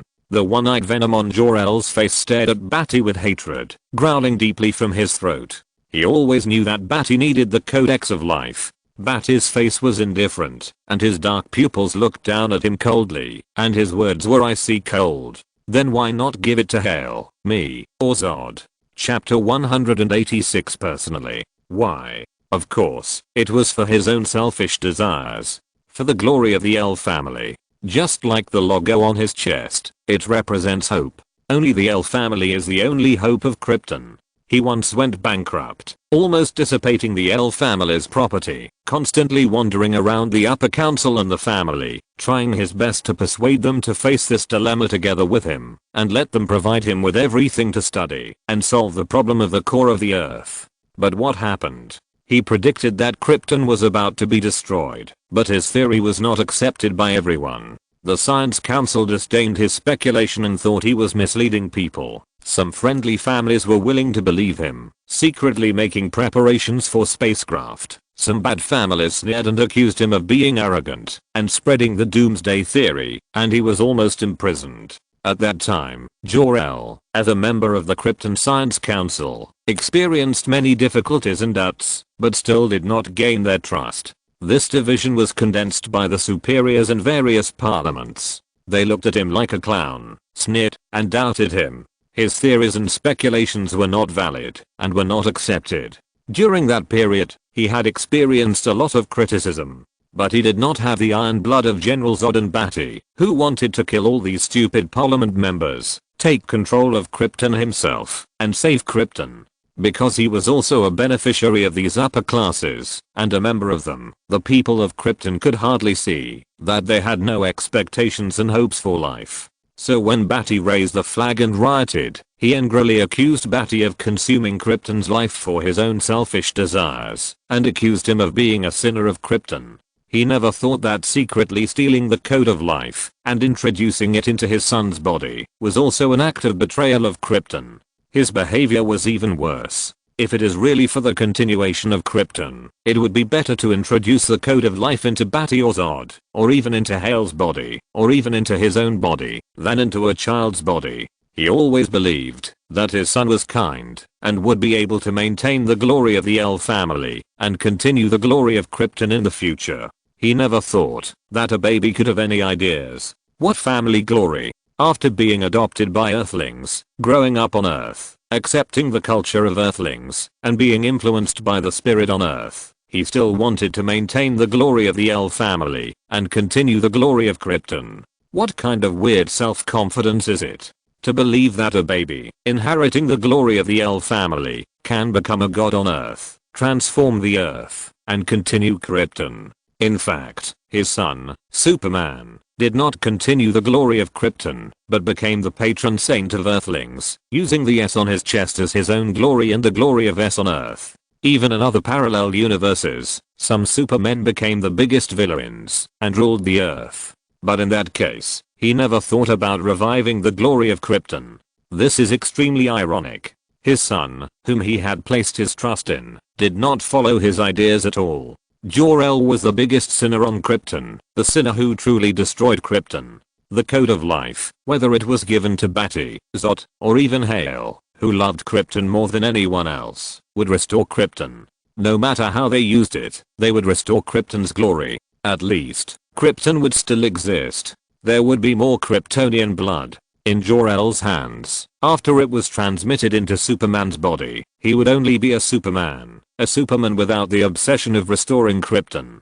A Superman who would only miss Krypton, but not restore it. It was Jor-El who truly destroyed the civilization of Krypton and made it disappear in the dust of history. The night seemed extremely hideous.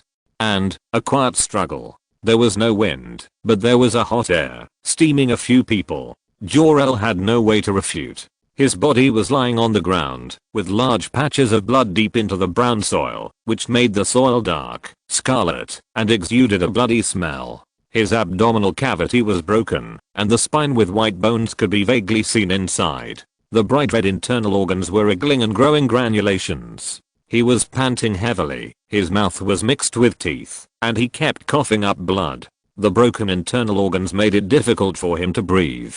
His fingers and claws were deeply inserted into the mud. His fists were clenched tightly. His one eye was twisted and hateful, and he glared at Badi, screaming at the bottom of his mouth. The hope of Krypton is only in the hands of my son. You have never thought about saving Krypton. Jor-El coughed up blood. His ferocious dog face was red and angry. His eyes were resentful, and his face was twisted and bared, which was extremely terrifying. Such a terrifying look directly scared Jonathan to take a breath and step back. This is different from the past. He had never seen such a deep and resentful look in the eyes of the always docile little Krypton, with white and soft fur, smart and cute appearance. His mind immediately flashed back to the past, when they were eating together at the table, clean, white and beautiful. The sharp contrast with the present is really a world of difference. Now it has suddenly turned into a demon werewolf, with a vicious and twisted appearance, which is terrifying. This kind of eyes scared him. His face was stunned for a moment, and he couldn't help but feel a little cold in his heart, and his hands and feet were cold. Badi's cold and dark pupils looked down at him like a dog, and couldn't help but flash pity and pitiful eyes in the coldness, looking at him, whether he is a dog in body or in mind. His son, who placed the hope of Krypton, didn't know how hard he worked to save the Earthlings, but he would not use this desperate effort to restore Krypton. When did I say I would save Krypton? Badi sneered, his tall figure looming in front of them, his body full of clear and deep muscles, with a black mist like magic that was constantly emerging, dark, and full of a huge sense of power, and looking down coldly. He has always wanted to rule Krypton. Give hope and light to those who believe in him and love him. When did he have time to save Krypton? Jor-El bit his gums tightly, and with a puff, blood came out of his gums, along with the crushed white teeth, flowing out of his mouth. His mouth bared again, like a fierce wolf dog angry and fighting, but there were no teeth, only tightly closed gums, and blood flowing in his mouth. You don't deserve the code of life.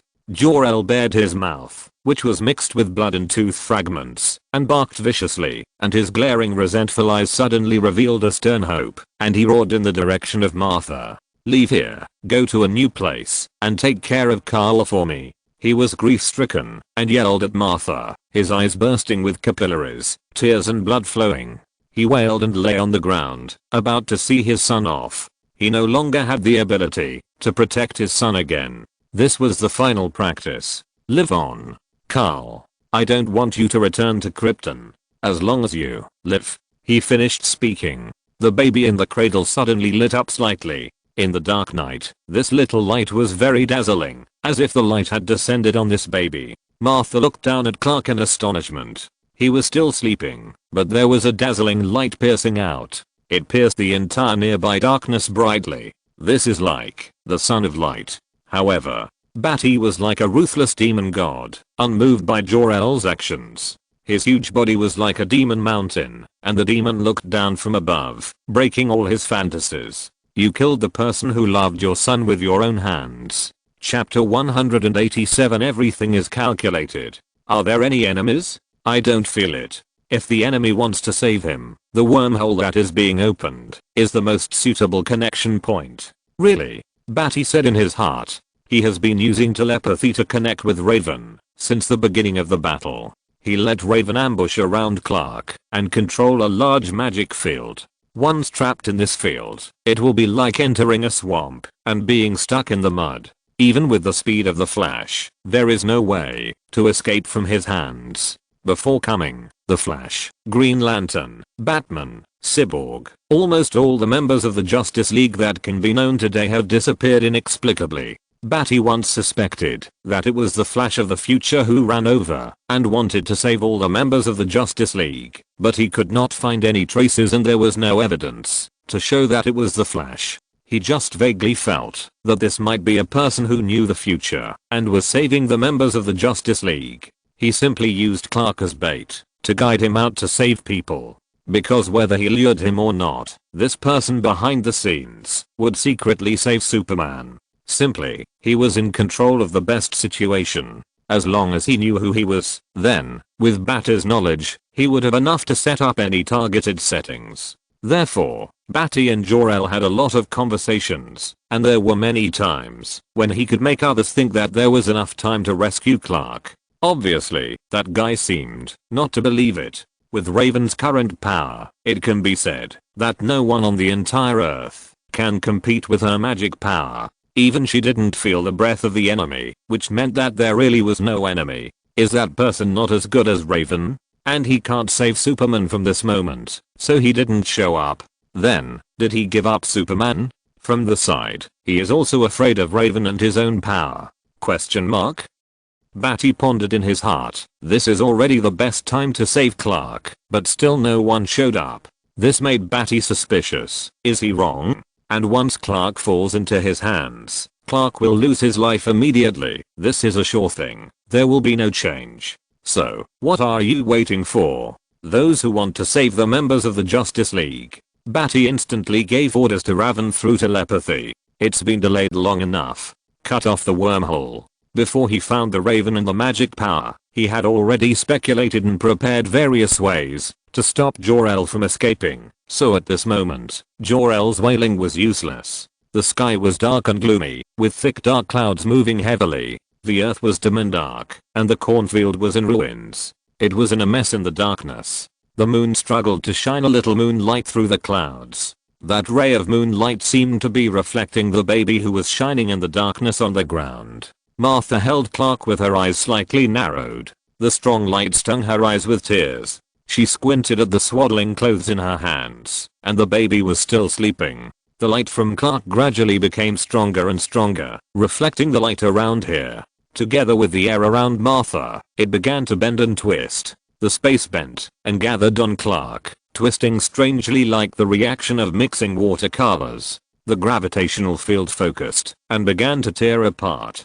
Jonathan looked at Clark and his wife. He wanted to go in, but the gravitational field had great exclusivity, which prevented him from getting close. Instead, he was forced to move away. He shouted loudly for Martha, but his voice could not reach in. This twisted gravitational field, the protective repulsion that opens the super-dimensional wormhole, is something that even Badi cannot approach with his flesh, let alone Jonathan, who is just an ordinary person. Jor-El's body was wailing like a beast, tears mixed with blood kept flowing, and his eyes were filled with nostalgia and hope, staring at Clark. Badi's tall body looked down, and looked at all this coldly. The opening of this super-dimensional wormhole connecting parallel universes is a very dangerous thing.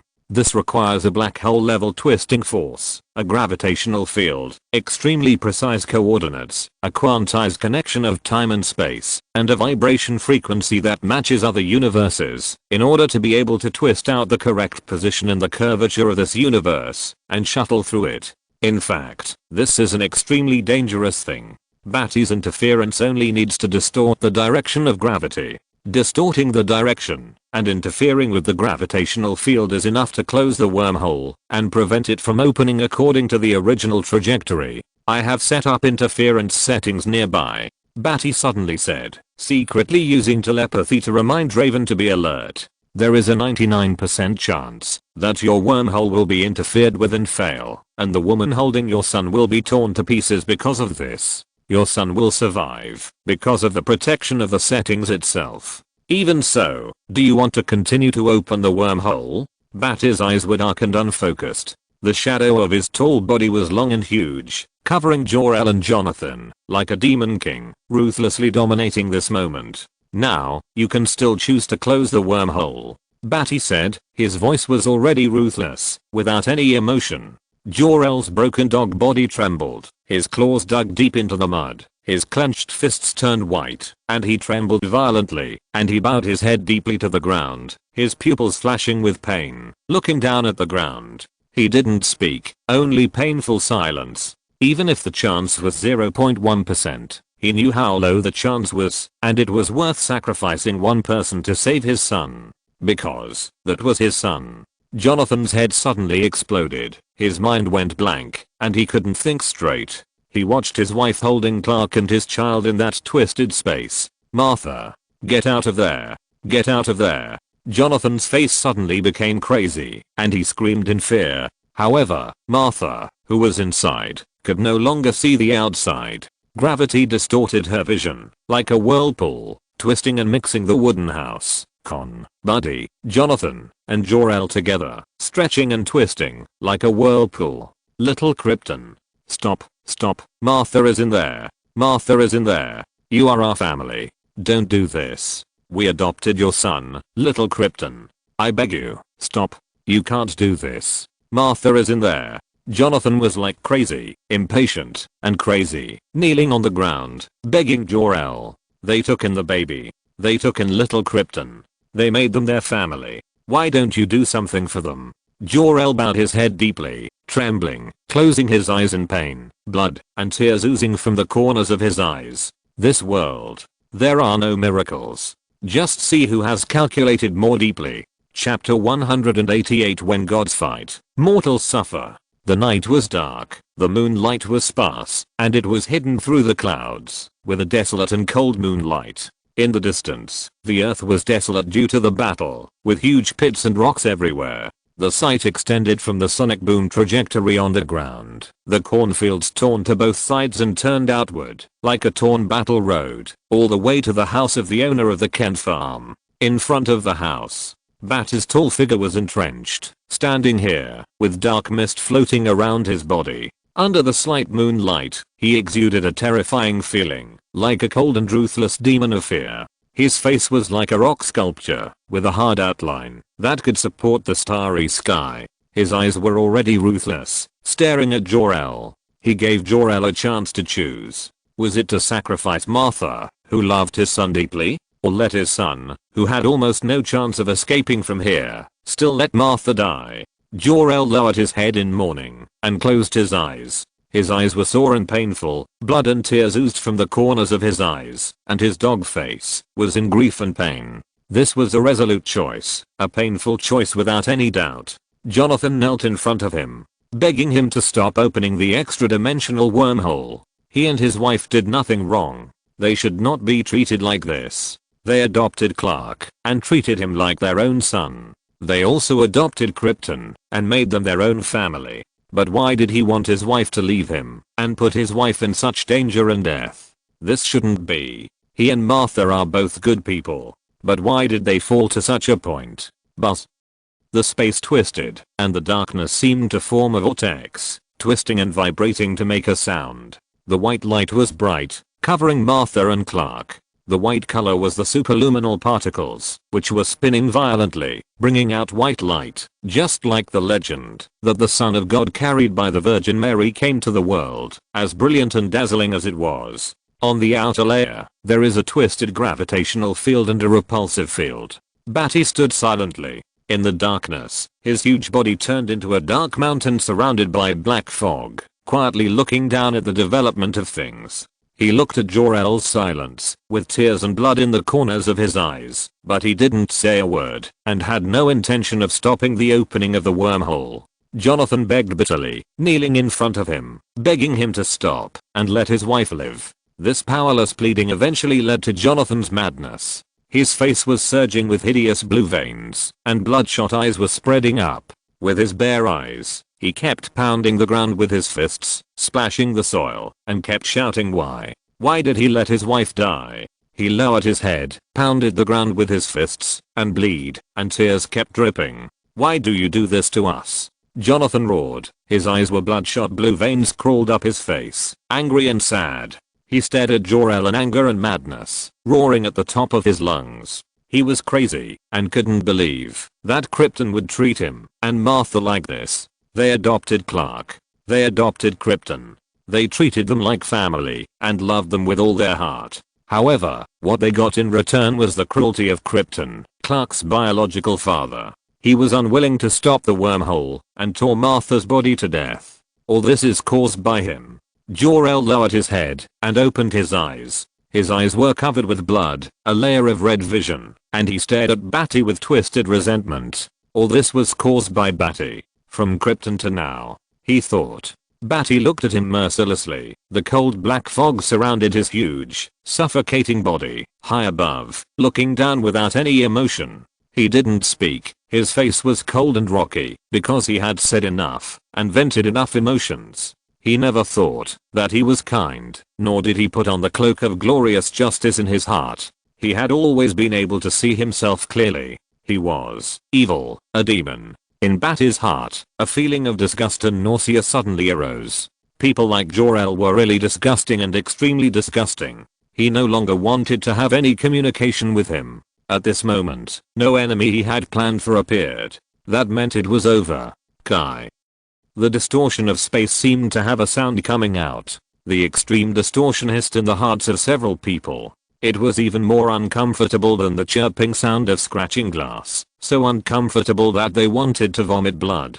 The white light beside Clark in the rotation of the superluminal particles had reached a limit. At this moment, suddenly, it began to become chaotic. The panicked people became flustered in an instant, and the distorted gravity began to flip abnormally. The space seemed to be trembling and wailing. The superluminal particles of white light disappeared from Clark's body in an instant, twisting and gathering into a small dot. The dark vortex appeared behind Clark's body in an instant, expanding to half a meter.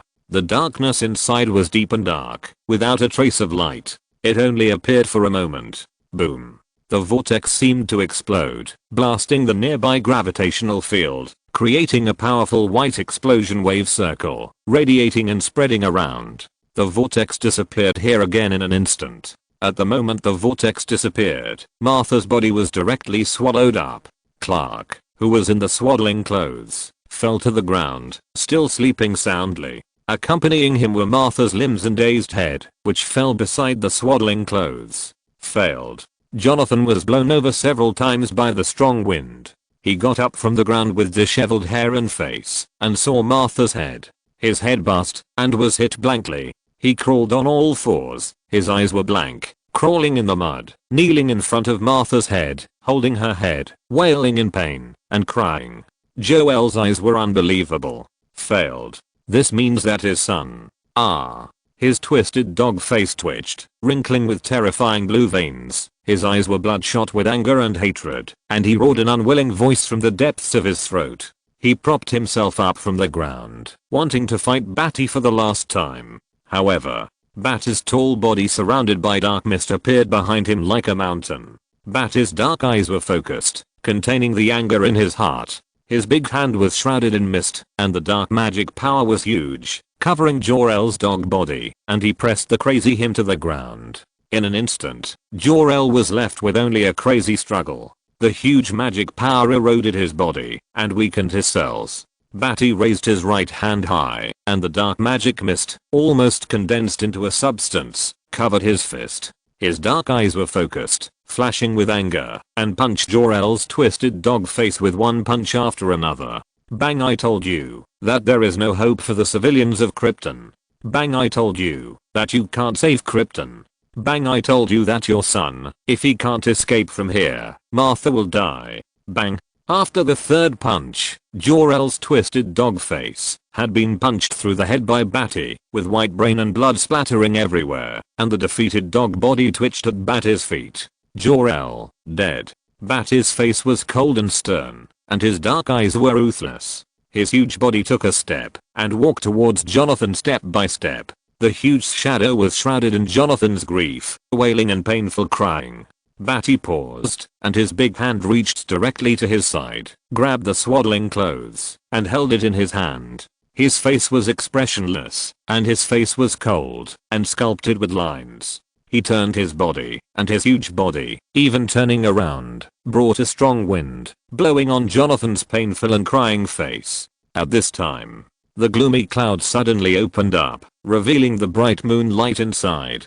Badi walked away towards the moonlight, his body blocking the moonlight. His back was even darker in the moonlight. The lines along the edge of his body were illuminated by the moonlight and radiated a bright light, like the light of hope. As always, he gave hope. Want to revive her? Follow my footsteps. Chapter 189. Invisible Future Enemies. Flick, flick, flick. A C-130 Hercules transport plane, with its propellers churning, stopped on the land of Smallville. 60 people got off and began to carry out the final battlefield cleaning. Badi recovered himself, put on the clothes handed to him by his men, a white windbreaker, and boarded the transport plane with Raven. As for Jonathan, he and his men will return to Cosmic Biotechnology Co. Limited and obey his orders. He gave Jonathan hope. In the future, Jonathan will need to be more loyal to get the hope promised by Badi to be realized. Everyone has value, especially desperate people. Badi especially likes this kind of people. Pull them into the abyss of despair, and you will be a god. Badi and Raven are the only two people on the transport plane that can carry 92 passengers. They sat down, facing each other, in silence. The cabin of the transport plane was green and the air was a little stuffy. The ventilation was not very good. The hot air made the pores tight and sticky, especially for Badi's body, which was accompanied by a tingling feeling, making it even more uncomfortable. He was still the same as before, with an indifferent face and eyes that seemed to have many things on his mind that he didn't let others know. He sat down and put the swaddling clothes on his thighs. His whole body was stimulating his pain. With his hands on the swaddling clothes, Clark could not leave his side. Raven pulled back the hood of her cloak, revealing her pale and pretty face. Her long eyelashes trembled and flickered a few times. Her black and white eyes looked at the swaddling clothes on Badi's thighs, and her face was hesitant to speak. Will this baby be like the memory? Raven always believed that Badi was kind, and no one was even kinder than Badi. She had seen and understood Badi's heart. It's just, he didn't want to be hurt, so he turned into a demon to scare others. Only kind people would desire to become demons.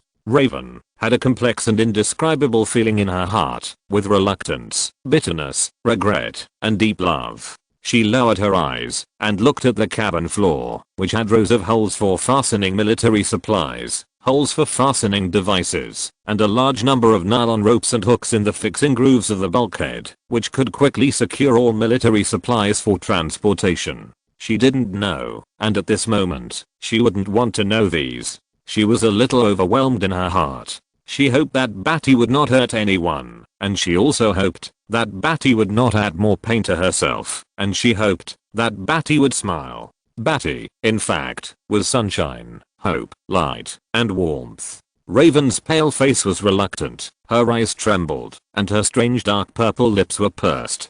Just when she was about to persuade Badi not to harm the baby's life, Badi spoke first. Raven, cast a magic that prevents the prediction of the future for this baby and me. Badi suddenly said to her. He always believed in his own judgment. There were people who were saving the Justice League that had not yet taken shape, and they knew the future. He felt that he must have gone in the wrong direction. Badi thought that it would be the Flash who ran to the past and came to this moment. But at the best moment, no one showed up to save Superman and Clark. This was unusual. Yeah. Raven was stunned for a moment, then hummed lightly and agreed. Badi once said that someone who knew the future might want to deal with him. Raven knew it. That's why he arranged her to be next to Clark, waiting for the opportunity. But no enemy appeared. The magic that hinders the prediction of the future is simpler than the magic that predicts the future. Raven lowered her head and chanted the spell. After performing it for Badi and Clark, she couldn't help asking Badi,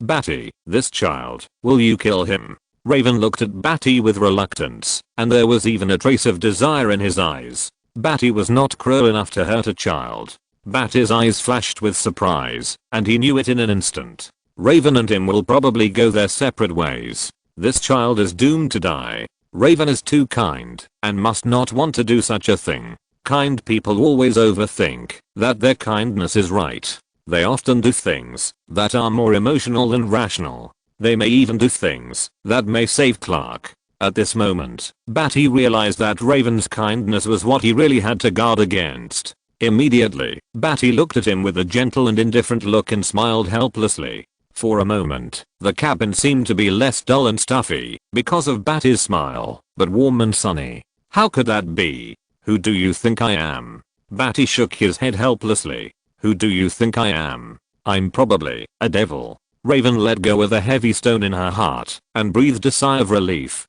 She pulled her cloak, stood up, walked to Badi's side, put her head on Badi's arm, smiled at the corners of her mouth, and was relieved in her eyes. She thought that Badi had changed. This is a dark space. Naturally, there is no light, no sky or earth. But in an instant, a black shadow appeared. In the dark space, the outline of the black shadow can be seen. However, another black shadow appeared in a hurry. The son of light you mentioned, the hope of the earth, has been captured and has fallen into his hands. The black shadow that appeared first asked, with a magnetic tone, and nothing could be recognized, "I'm saving." The black shadow that appeared in a hurry calmed down, with laziness, subconsciousness, elegance, and indifference, and calmly lifted the hair behind his neck, but the black shadow was bald, and had no hair.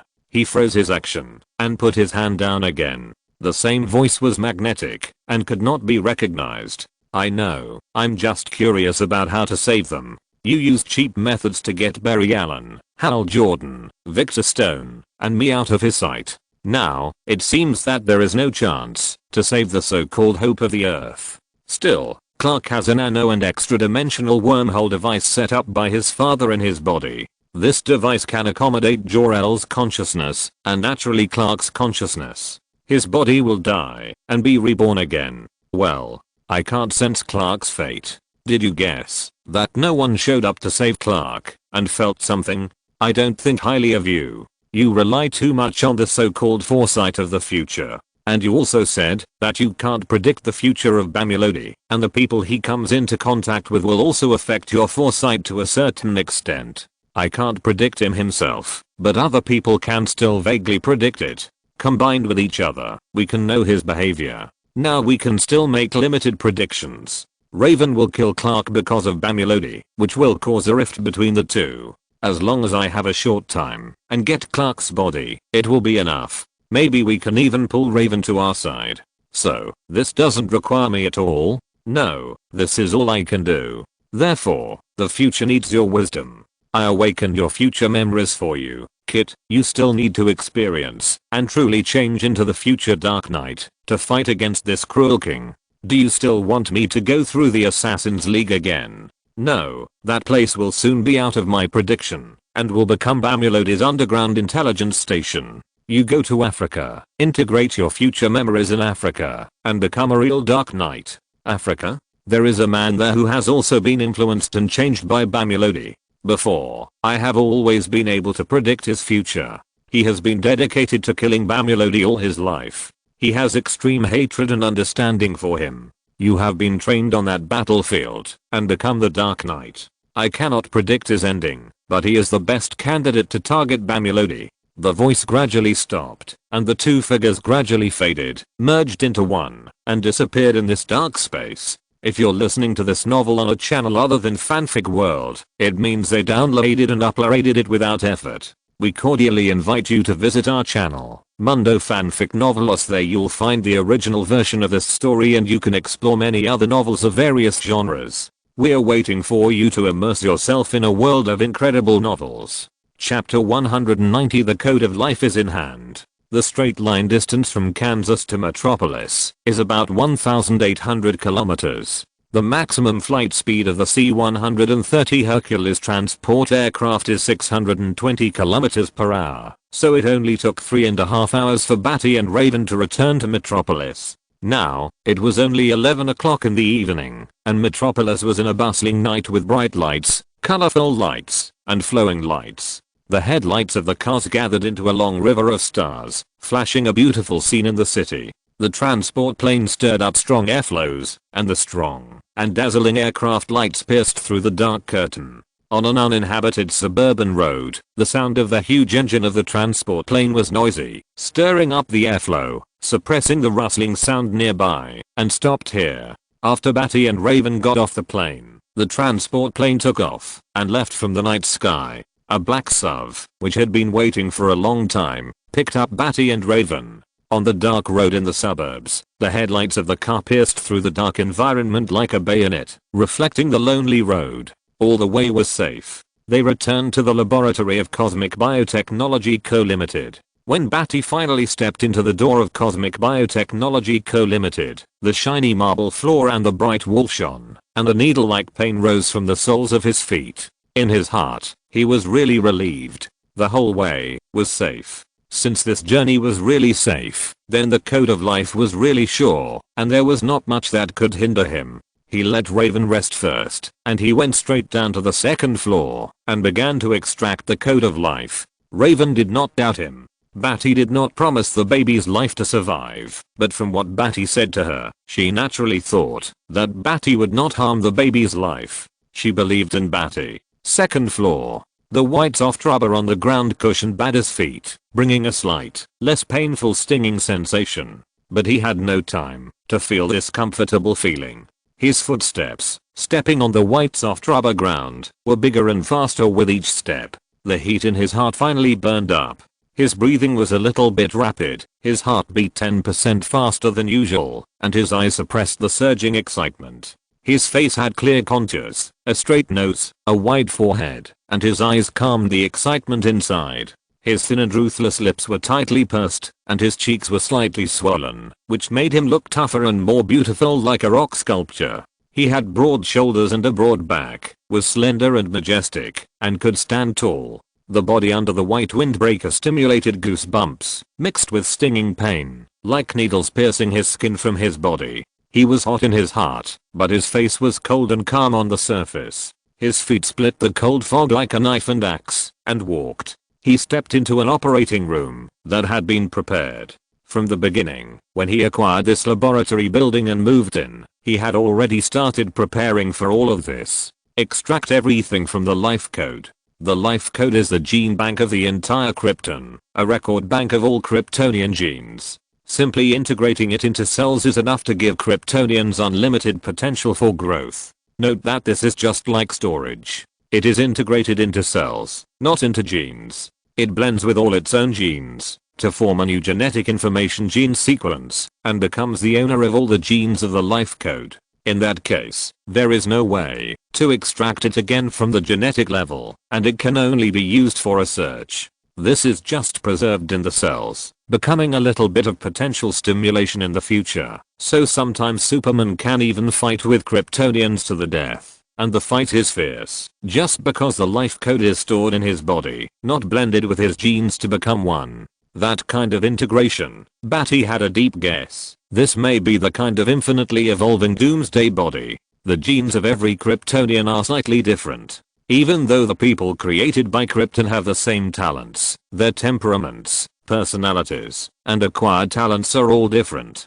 Just like in the same period, there were 10 scientists with the same talent as Jor-El, but only Jor-El was the most outstanding one, far ahead of the others. This unknown factor is difficult to explain. Kryptonian science analyzes it as evolution, which is the evolution of consciousness and genes intertwined. This subtle acquired evolution is difficult to explain even for Kryptonian scientists. Ancient scientists on Krypton tried to truly understand the secrets of all physical genes. In an accident, they use the Kryptonian code to merge everything and create a monster that keeps evolving and can adapt to everything. But Badi had searched for Doomsday in many ways, but he didn't know where he was. I just know that if you really want to become an infinitely evolving body, you need the Kryptonian life code, the physical genes to liberate, to harmonize all the Kryptonian genes, and become a monster that can evolve continuously. In the operating room, the temperature is constant, maintained at around 15 degrees. There is a long and thin metal mechanical arm above the head. All the surgical instruments around are different, clean and glowing with cold light. In the middle is a strange operating table, square, slightly larger than a baby, slightly tilted towards the center, with nearly 78,000 densely packed small holes on the surface, enough to allow any liquid to flow into it little by little, without wasting a single drop. Badi held the swaddling clothes in one hand, his face grim. When he took Clark out of the swaddling clothes and put him on the operating table, his eyes were completely cold without any emotion. He reached out and gently broke his little neck with a click. The baby died at the moment of his deep sleep. This is unusual. Badi narrowed his eyes. This was unusual. Clark had been sleeping since the beginning when he saw him. Doubts flashed through his mind, but he didn't delve too deeply into it, because no matter what, as long as he got the code of life, he would be able to face any enemy. The mechanical arm above his head began to operate under Badi's command. Clark's limbs and neck were bled immediately. The blood flowed like a stream under the bright incandescent light, flowing into the small hole drilled on the operation, and the blood was being collected. Below, the base of the operating table lit up with a deep red light and was undergoing testing. Master, a large number of cells containing genetic information have been detected. The cell nuclei are loaded with different genetic information. Compared with a gene list of Krypton in the past, it is confirmed that there is a partial match. There is no surprise. This is the code of life. Badi nodded slightly, his eyes cold. He watched in silence as Clark lost blood. The blood was led out of his body, and his body gradually shrank from a fat little body. His little body gradually turned blue, without a trace of blood. His skin and flesh were tightly attached to his bones, and his eyes were sunken. He was already a small skeleton. All the blood had been released. The storage location of the life code was in the nucleus of the blood cells. With each division and transmission, it was released little by little, liberating the potential of the genes, while remaining firmly in the nucleus of the blood cells. Therefore, if his blood had been drained, it would be 100% guaranteed to get the life code. The rest was to extract and restructure the life code suitable for Badi and integrate it into his own cells. After a period of adaptation and stabilization, he would be like Superman, with unlimited potential. As for becoming a model like Doomsday, Badi had no idea yet. Destroy his brain tissue, extract the brain and bone marrow, and test the nanotouch iron device. Badi's eyes flashed fiercely. Ever since Deathstroke was dead in front of him, without heartbeat and breathing, he was able to survive, and appeared in front of him again. He dared not determine a person's death, based on the lack of breathing and heartbeat, because this world is reasonable and strangely powerful. According to Badi's instructions, the mechanical arm inserted the syringe into the ears, shaped like a small skull, and sucked out the yellow-white brain with a sizzle. When it was extracted, the two syringes were already full. The mechanical arm retracted to the air and moved straight to store the brain in the cold storage. Then it was done again, and part of the bone marrow was extracted. Can he still live like this? Badi's eyes were like torches, staring at the shriveled little skull with skin attached to bones and a sunken head. He didn't know. Because this DC world has too many wonderful and weird things. The Flash traveled through time, and Clark was resurrected. Someone collected his soul and helped him reshape his body. The Supreme God said, if you live, you live. There are too many things behind this world that can easily resurrect people. Even the Black Lightning of the Black Death Emperor can be regarded as an alternative resurrection. Badi pondered, his eyes flickering. Master, the nano-superluminal dimensional wormhole device is located in the second part of his cervical vertebrae, in the middle medulla. With our current scientific equipment, it is difficult to control and use it. Hara's synthetic voice came from one of the mechanical arms, and only one part of the bone marrow was left unextracted. No need to control. Mimic the solar energy into bone marrow. Implant it into other parts of the bone marrow. Increase the instability trigger of the superluminal dimensional wormhole device. As long as this skeleton leaves the negative second floor, it will directly detonate, triggering the superluminal dimensional wormhole device to go out of control and destroy it. Badi narrowed his eyes. If this superluminal dimensional wormhole device goes out of control, it will be the irregularity of photon movement tearing space, which cannot be controlled. On Earth, at least Badi could not imagine any person who could withstand this sudden photon movement tearing, because it is at the speed of light. This is different from Jor-El's desire to stabilize the tearing of the wormhole, which limits the movement of superluminal particles. This is unlimited. After 3 days, if nothing happens, similarly, trigger the destruction of the superluminal dimension wormhole device and make it disappear from the world. Chapter 191 Raven's Choice. It was a little chilly in the early morning. The green grass on both sides of the avenue outside the laboratory building was trembling. A little bit of dense dewdrops moistened the green. There was also a slight mist, which blurred the windows. All this disappeared quietly when the golden sunlight jumped out from the sea of clouds and spread all over the world. Because it was too thin. So thin that it could not form water droplets. So thin that it was difficult to see with the naked eye. Only by touching it with your hands can you feel the moist feeling. It turned out to be foggy. On the second floor below, the cold air under his feet slightly spread the foggy, cold and empty testing room. He walked out of the testing room, and the incandescent lamp illuminated the corridor. There was no shadow, no human figure, and it was as cold as the corridor with the long lens in a horror movie. It was very quiet, silent, quiet, and deep, as if it could reach the bottom of the cold abyss. Badi suddenly stopped and thought, and his fierce eyes turned into memories, an emotion that he rarely showed in his eyes. He believed that memories could help people learn lessons, spur them forward from pain, and step by step, become the person they hate, or the person they like in the end. He could say that the current self was the self he liked. If possible, he didn't want Raven to leave his side. It was not purely because Raven was very valuable, but because he still had pity in his heart. He was used to it.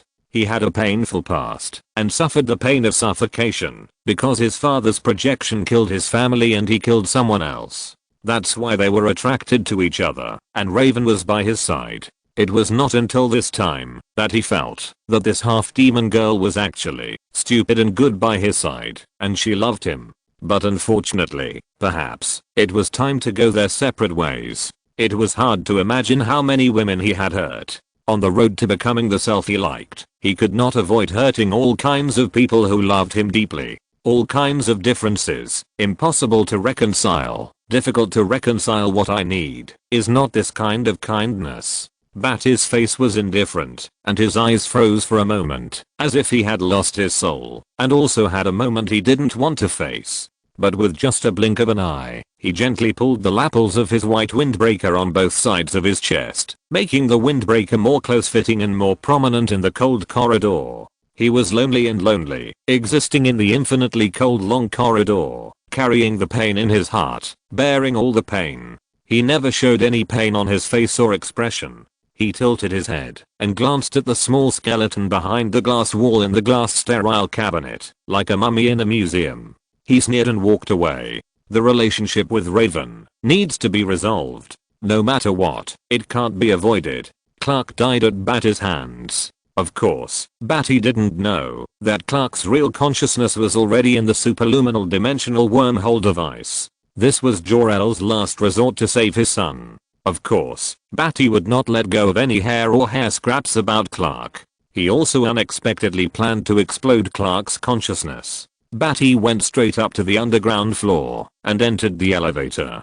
Without any hesitation, his fingers pressed the 15th floor. The button light of the 15th floor lit up, and he stood and waited. Raven's heart was a little flustered, and she couldn't fall asleep all night. Her face was pale, black, and white, and there was a panic trembling in her bright eyes. It seemed that she had a premonition that something bad was going to happen. The sunlight did not refract from the glass on the ceiling. Because of Badi's recent physical condition, it was not suitable to continue to absorb sunlight, so a blackout curtain was used here, attached to the glass, to block the sunlight. Even so, there was a grey tone here, but it still did not block the view. Raven hugged her arms in the cloak, her white fingers deeply sunk into the skinny arm flesh, her dark purple lips tightly pursed, Her eyes were stunned, her thoughts were confused, and she felt a palpitation. Her body was a little cold. Inexplicably, she didn't want to face certain things. In order to distract herself from her anxiety, she cooked breakfast. She didn't know whether it was because she was flustered or she missed the first time she cooked breakfast for Badi in the spiritual world. Subconsciously, she fried eggs, fried 48 eggs, and stacked them like a mountain. Then she panicked even more. If it was in the spiritual world, Badi would have a silent and twitching face while eating eggs for a whole day, and his happiness level would fluctuate, which was scary. This was not good, and it had to be remedied. Then Raven subconsciously fried 96 hams, because Badi said that breakfast must have 2 hams with a fried egg and milk, so that there would be sufficient nutrition and calories. But when she finished frying 96 hams, she looked at the stacked ham sausages, which were stacked into a pyramid. She felt that it was over. He should divorce his wife. The door opened, and there was the aroma of fried eggs and ham sausage, accompanied by a hint of overcooked crispy taste, which made Badi feel as if he had returned to the spiritual world. But this amount was a little too much. Although he ate more than this before his genes collapsed, now that his genes collapsed, he has become an ordinary person. This stack of mountain-like fried eggs and ham pyramids, crispy with overcooked crispy taste, is a little too much. Badi's mouth twitched subconsciously. Raven is always stupid in these little things. He won't hate himself. Just, I'm hungry. Badi's face returned to normal and said. Raven nodded awkwardly. HMM. HMM. She wanted to open her blood plate and eat 90% of it immediately, but it happened that Badi came back, so she could only deal with it awkwardly. The feeling and atmosphere of the two of them were like a young couple with an inexplicable sense of fun, which made people laugh. How is he? Inexplicably, Raven wanted to break the awkward atmosphere and asked a question, just like asking casually when her husband came back, how was work today? This was a very casual question, and even Raven subconsciously wanted to ask a question. Without thinking deeply, she had already said it. Then her face froze, and regret emerged in her heart. Because when she asked it, Badi froze for a moment, and the whole room seemed to fall into silence and depression. The two people, in an instant, seemed to be pulled apart, and the distance between them seemed to be infinitely far away in an instant, close at hand, and far away at the end of the world. Bring me a set of tabla first, and I'll talk to you while we eat.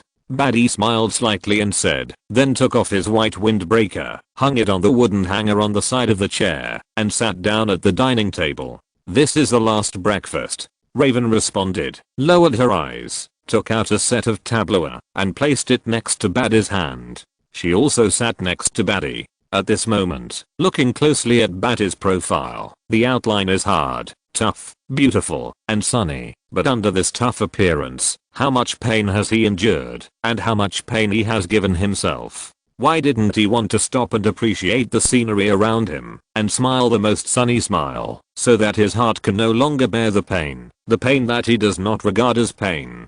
Her eyes were slightly sour. Badi folded the napkin, and hung it on his collar, picked up the knife and fork, and forked a piece of fried egg from the top of the mountain omelette to his plate.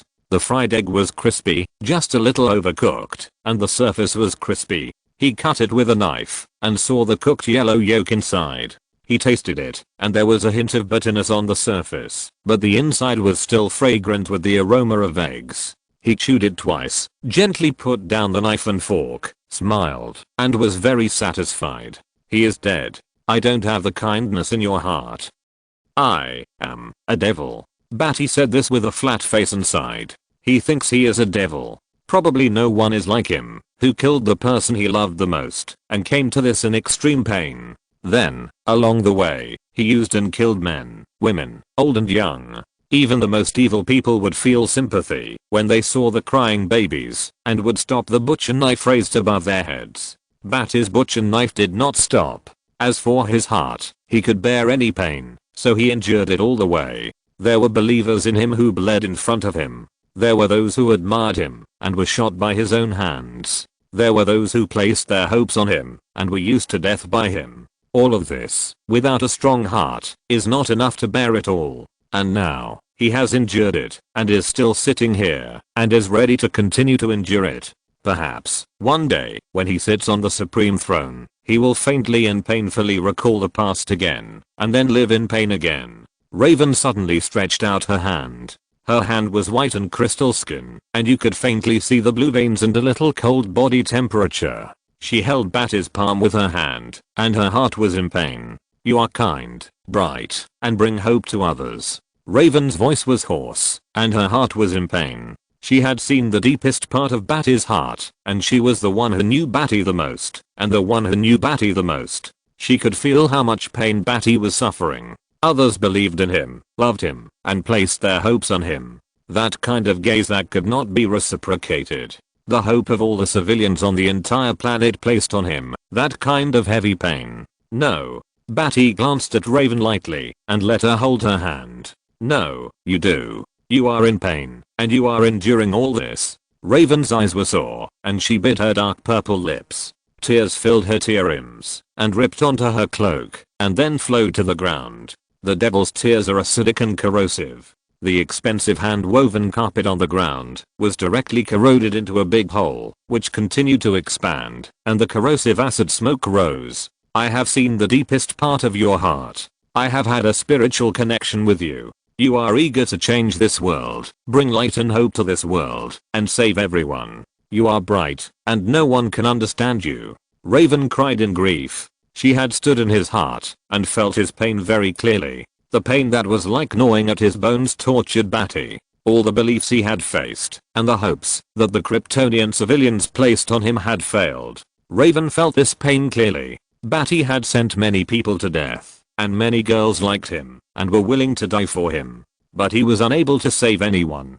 That feeling of powerlessness and pain would drive people crazy. You think too much. I'm sorry to disappoint you. I'm not a hero who saves the world. Bati said calmly, unmoved. No one could shake his heart, nor could they persuade him to give up the present. I believe you. You are doing the right thing in pain.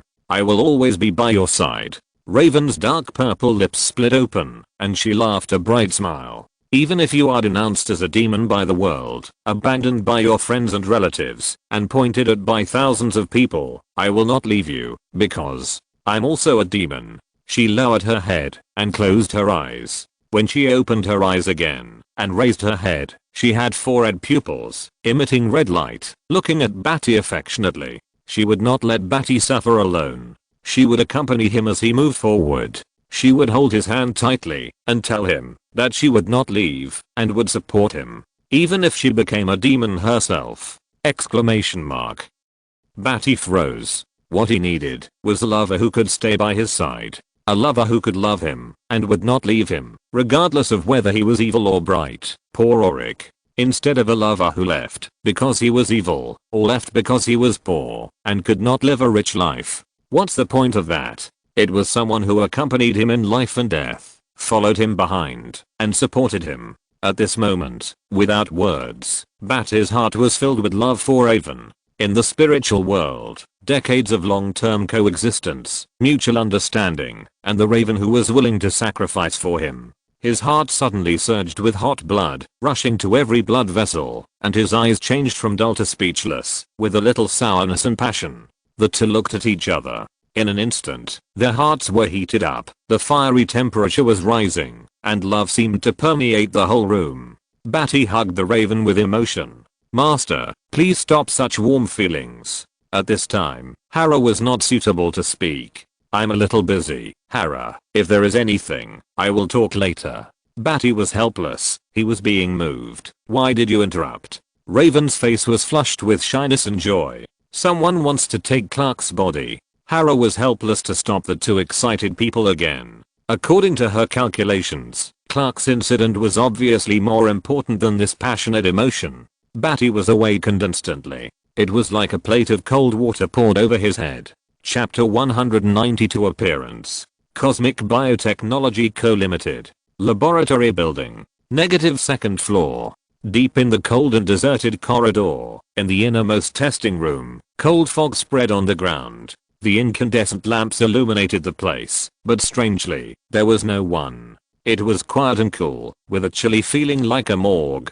Clark's thin bluish white skin was attached to his bones, and his eyes were sunken, like a mummy's body, covered by a sterile vacuum glass cover, just like an exhibition in a museum. Suddenly, a black dot suddenly twisted in the cold testing room. The black dot was as big as a sesame seed at first, but soon, it twisted abnormally, rippling the air, and forming a vortex. The creeping cold fog on the ground was slightly rippled by the vortex, and some white visible cold air. As the air twisted, the ripples rose, and was also pulled by the vortex ripples. Along the edge of the vortex ripples, it was torn into strands of cold fog ripples, and the air was twisted by the vortex. The black dot vortex twisted and rippled the surrounding airflow in an instant, expanding to nearly half the size of a person. Unexpectedly, the other side of the vortex was not dark, but rather had the color of the blue sky, the forest green fields, and the fishy and salty particles that rippled into the testing room.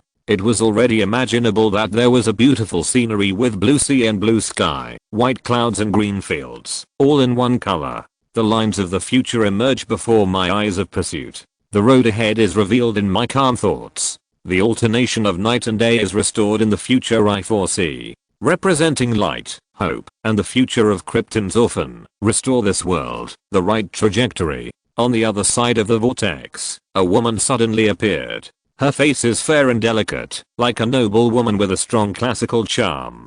Her black hair is tied up, with a few curly hairs hanging on her temples, which makes her look lazy, fiery, and attractive. Her eyes are green, as if she has witnessed the ups and downs of the world, and has compassion for the sufferings of the world. She has an attractive figure, wearing a black flamenco skirt, not a big skirt, but a modified tight skirt, like an evening dress, generous and mysterious. The front of the dress is open, and the edge has pleated and wrinkled multi-layered bright red trims with the characteristics of the flamenco group, which complement the overall black skirt, revealing a passionate, mysterious and cold black atmosphere. A pair of slender long legs vaguely emerge between the mysterious, fiery, and elegant skirt. She looked mysterious and classical, like a noble lady with a lazy and elegant aura, which could bring people a kind of seductive temptation at any time. She was dressed in cold black and red, which was a bit mysterious, cold and passionate contradiction. Her green eyes looked at the Clark skeleton corpse that was displayed like a trophy, and she stretched out her slender hand, brought a trace of air, passed through the vortex, and reached the testing room. In the vortex and the air of the testing room, a white and slender hand stretched out of thin air, which was a bit scary and weird. On the slender fingers, there was a bright red and cold male color, and the fingertips rolled up a whirlwind of airflow, which condensed into a sharp airflow vortex at her fingertips, and gently touched the sterile vacuum glass cover. Bang! Cracks quickly appeared on the surface of the glass cover, and under the stimulation of the airflow from her sharp fingertips, a hole was quickly drilled, and then there was a burst of uneven air pressure. The glass fragments immediately flew around, shattered into pieces, hit the wall, and fell to the ground. The cold mist on the ground was also impacted by the airflow due to the explosion, and was pressed down, and then it kept rippling. Clark's little skeleton body shook, and creaked a few times. It was obvious that most of the bones were broken by this shock. The whole body was soft, with only the spine and skin connected, like a powerless string puppet. Her green eyes were slightly happy, and she opened her white hands. Her slender 5 fingers grabbed Clark's body, grabbed his skull neck, and was about to pull him back to the vortex. At this time, Raven pressed Badi's shoulders, and fell from the sky. Raven used the wall-penetrating technique to pass through the land material and directly took Badi, falling all the way from the 15th floor to here. The ground fell heavily because of their arrival, and the magic impact squeezed the soft rubber of the ground deeply. Badi's sight instantly saw the vortex and the charming woman wearing a flamenco-style evening dress and tight skirt. Strange enemy, who are you? Badi's eyes suddenly tightened, and he shouted fiercely. He stepped forward and controlled his magic body to transform. His clothes tore and exploded in an instant. His body suddenly swelled up, starting with his head. As his head grew bigger, his facial features became sharp and hard like a rock. A dark mist emerged. His eyes suddenly became dark from the deepest part. There was a little darkness from the depths of his pupils, and it seemed to surge in from afar and fill his entire eyeball. His entire eyeball turned completely dark. Before his body was completely transformed, Badi's dark pupils had already burst out 2 dark rays, which pierced through the air and shot into the vortex. At this moment, the mysterious woman had already pulled Clark's body back into the vortex. Seeing this dark ray, her green pupils shrank, and she stretched out another slender hand, which was covered with a lot of magic power, forming a thick earthy yellow rock hand, directly covering the vortex, blocking the blue sky and white clouds, green fields and blue sea on that side. Badi's dark ray immediately hit the rock hand, splashing dark sparks. The surface of the rock hand was immediately changed, and the atomic structure inside was forcibly twisted by the ray, changing towards the direction of chocolate. In just a short moment, the material changed very quickly, and it had spread to half of the palm, turning into black chocolate. Ah! A shrill cry came out from the vortex, and then the vortex spun and became smaller, and finally disappeared. The dark ray followed with a bang, hitting the wall of the inspection room behind him, splashing a piece of chocolate on the wall like water. Badi retracted the dark ray, and the body, that gradually began to grow taller and stronger, almost 3 meters, close to the ceiling, was controlled by him again, shrinking back, and returning to its original shape. Under the light, the tough face was cold, and the eyes were like torches, staring at the place where she disappeared. We found the location, on a small island 500 kilometers away from the Azores. That is the island where Zatara once set up the magic circle for the entire island. Should we go there now? Raven said quickly. She was telepathically transmitted by Badi just a moment ago, using detection magic to detect the location of the vortex. Badi's face was like a rock sculpture, and his eyes were cold. No need. It is impossible to find anyone from here to Zatara's island. What's more, with this woman's strength, it is impossible to resist the tearing of superluminal particles. If she could resist, there would be no need to steal Clark's body so secretly.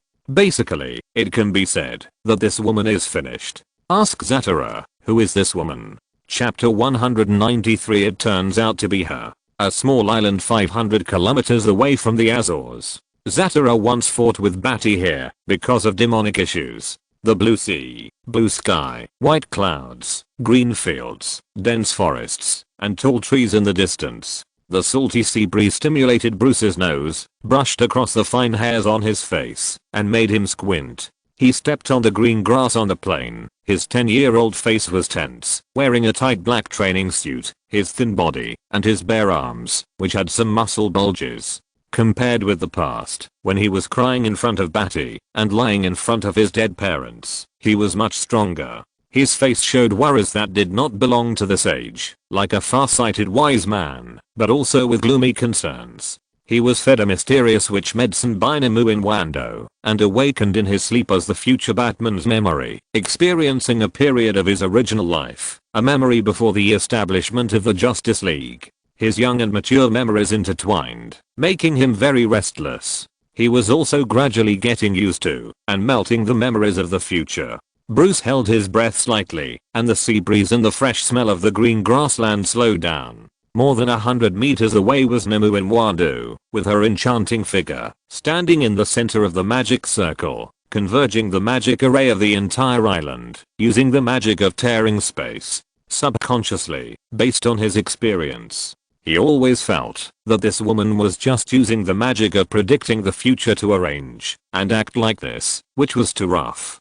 Wouldn't the other side be able to deal with it? Would the other side be fooled by her? You know, she couldn't predict Bamulodi's behavior at all, but only predicted his actions from the fragments of other people's future, which almost made Bruce alert, as if his heart was beating. But he was in a conflict between his immature confusion and his mature memory experience, and he just reminded her with his own experience. She just thought about it carefully, and decided to do it, because only in this way could she fight against the future Bamulodi. What happened next was a close call. Wando stared with green eyes, screamed in horror, fell to the ground, gasping for breath, and no longer had the calm demeanor before.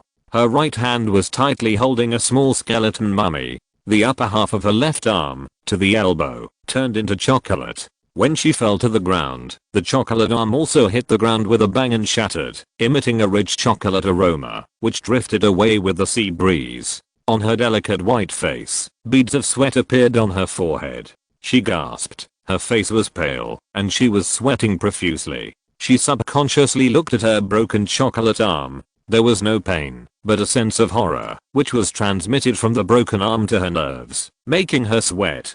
This was a magic that completely changed the arrangement of atoms. An irreversible magic. A terrible chocolate magic. The spread of matter was too fast, and only pure energy magic could offset the mortgage. She should not use magic to form rock material to resist, but should use pure energy magic to resist, so that the arm would slowly turn into chocolate. She had lived for so long, and had never seen such terrible magic, strange magic, weird magic, which was directly irreversible, and turned matter into chocolate. This was too terrible.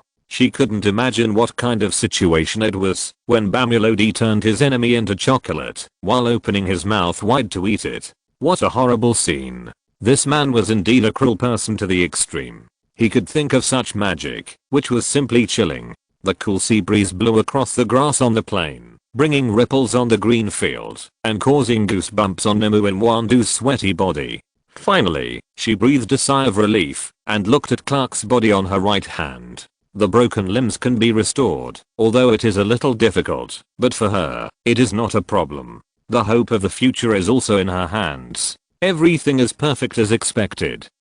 She breathed a sigh of relief, and the curly hair on her temples stuck to her sweaty face, and her red skin was broken by the water, giving her a bit of freshness like a beautiful country girl from classical to hard work. She stood up calmly and looked at Clark's body on her right hand. A smile appeared on her sweaty face, bright and translucent in the sun. She raised Clark's body to Bruce, who had a gloomy face and looked like a little adult, and smiled. In the future, you will be the same. Suddenly, a terrifying scene appeared in front of Bruce. Clark's body suddenly glowed with light from the spine. The solar energy was fissioning in an instant, preparing for an explosion like a nuclear bomb. The temperature at the center of the nuclear bomb explosion was 100 million. This number was so huge and powerful that it was unimaginable. It instantly triggered the superluminal dimensional wormhole device, and Jor-El and Clark's weak infant consciousness were immediately torn apart and shattered by superluminal particles. They didn't even have time to wail, because thinking is still much slower than the speed of light. They died in hope. The speed of superluminal particles is faster than the explosion of solar energy. In the instant of the explosion, it had already crossed its explosion range. The photon movement was irregularly torn, running, and twisted, spreading to Clark's body, and bursting from Clark's body in an instant. Clark's arm, which Nemu-Nwandu held, was torn into atoms by photons at the speed of light, spreading over her arms, shoulders, neck, chest, head, and clothes, torn at the atomic level. She was dead before she could react to any thought. Finally, the superluminal particles wrapped the explosion of solar energy in it, twisted and rotated, and directly tore a space wormhole irregularly. This was faster than the so-called blink of an eye, so fast that it was indescribable. The superluminal photon movement gathered in a very small range, and formed an energy reaction that could tear matter apart, tearing the space apart. Bruce stared in horror and sweated profusely. It was the first time he felt that the horror of Bamulodi, as Nemu-Nwandu said, was far beyond any enemy he remembered.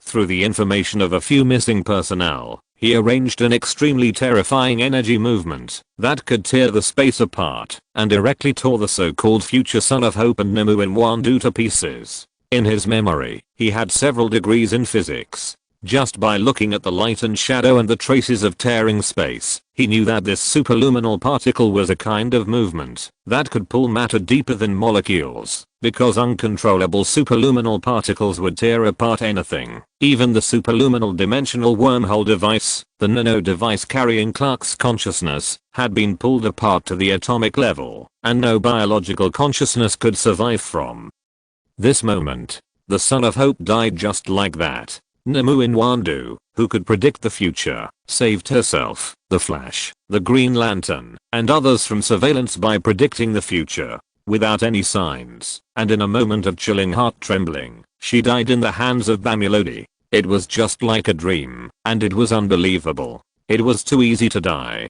he suddenly broke out in a cold sweat and was chilled by Bamuloda's viciousness and fatality to the enemy. At this moment, his memory seemed to have really become his experience, awakening in his brain. From a 10-year-old child, he thought a lot, understood a lot, grew up a lot, and knew what kind of terrifying enemy he was going to face. But Bruce's horrified eyes could not fade away, staring closely at the wormhole, torn by the superluminal particles. Cosmic Biotechnology Co. Limited. -2nd floor. Through the mirror magic cast by a raven, Badi and Zatara communicated. He even drew a portrait of Nemu in Wado and showed it to Zatara, asking who this person was. It was learned that Zatara's family did lend the island magic array base to a woman. Through communication, Badi soon knew who this person was and why she wanted to stop him. It turned out to be Madame Shangdu. Badi nodded. Chapter 194 Perfection. Universe Biotechnology Co. Limited. -2nd floor. Multiple models of Hera, wearing white coats, walking back and forth here, working in an orderly manner, with attractive figures, black and white silk stockings, professional suits, short skirt nurses, everything is available. In this mysterious biological laboratory, that seems like something out of a movie, the ground is covered with cold mist, and they all look exactly the same, a bit weird and beautiful. At this moment, in an oversized culture medium, in a glass-sealed jar, there is a feeling of stuffiness and clogged pores. In such a narrow space, Badi can clearly feel the beating of his heart beside his ear, the blood flowing in his body, and the tingling pain everywhere.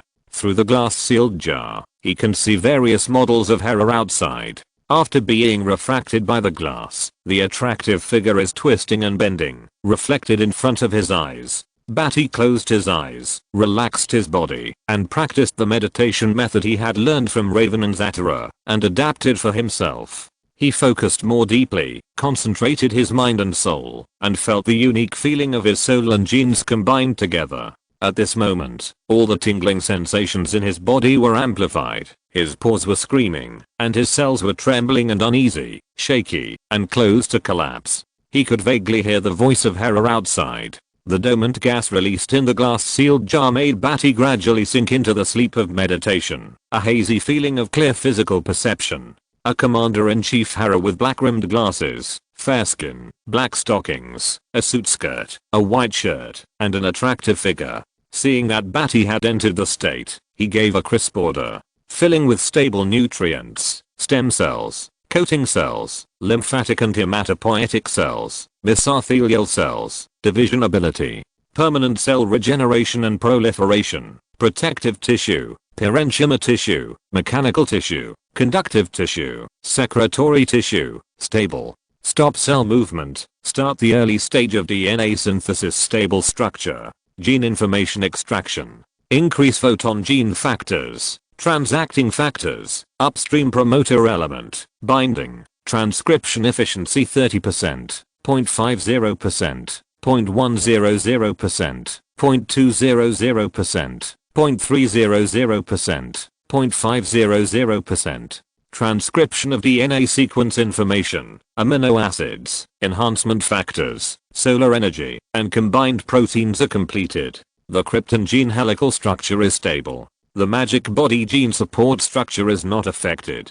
The gene transcription genetic information code is stable. All monitoring, instructions, and commands are uniformly controlled by the artificial intelligence Hera, and various types and numbers of Hera bodies with different personalities assist in an orderly manner. Badi was concentrating in meditation, and vaguely felt the spirit seeping in, connecting to the gene factors that seemed like spiral genes, blending and building, and harmoniously mixing together. This feeling disappeared in just a subtle moment. Then, he felt that the cells were gradually changed, no longer stinging, and rapidly proliferating and dividing. All the unstable cells that had collapsed were renewed, and they were replaced tens of thousands and millions of times, and a person was directly born. In the last renewed cells, Badi seemed to be able to feel the nucleus, the center, and the spirit accompanied each nucleus and operated together. The nucleus is the control center of the cell, and plays an important role in the metabolism, growth, and differentiation of the cell.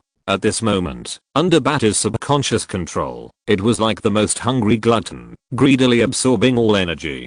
The nutrient delivery pipeline began to transport golden solar energy, and the liquid had a golden luster, reflecting a soft and dazzling light, reflecting the brilliance of the light in this incandescent laboratory, sacred and beautiful. Badi floated in the golden liquid, like a god.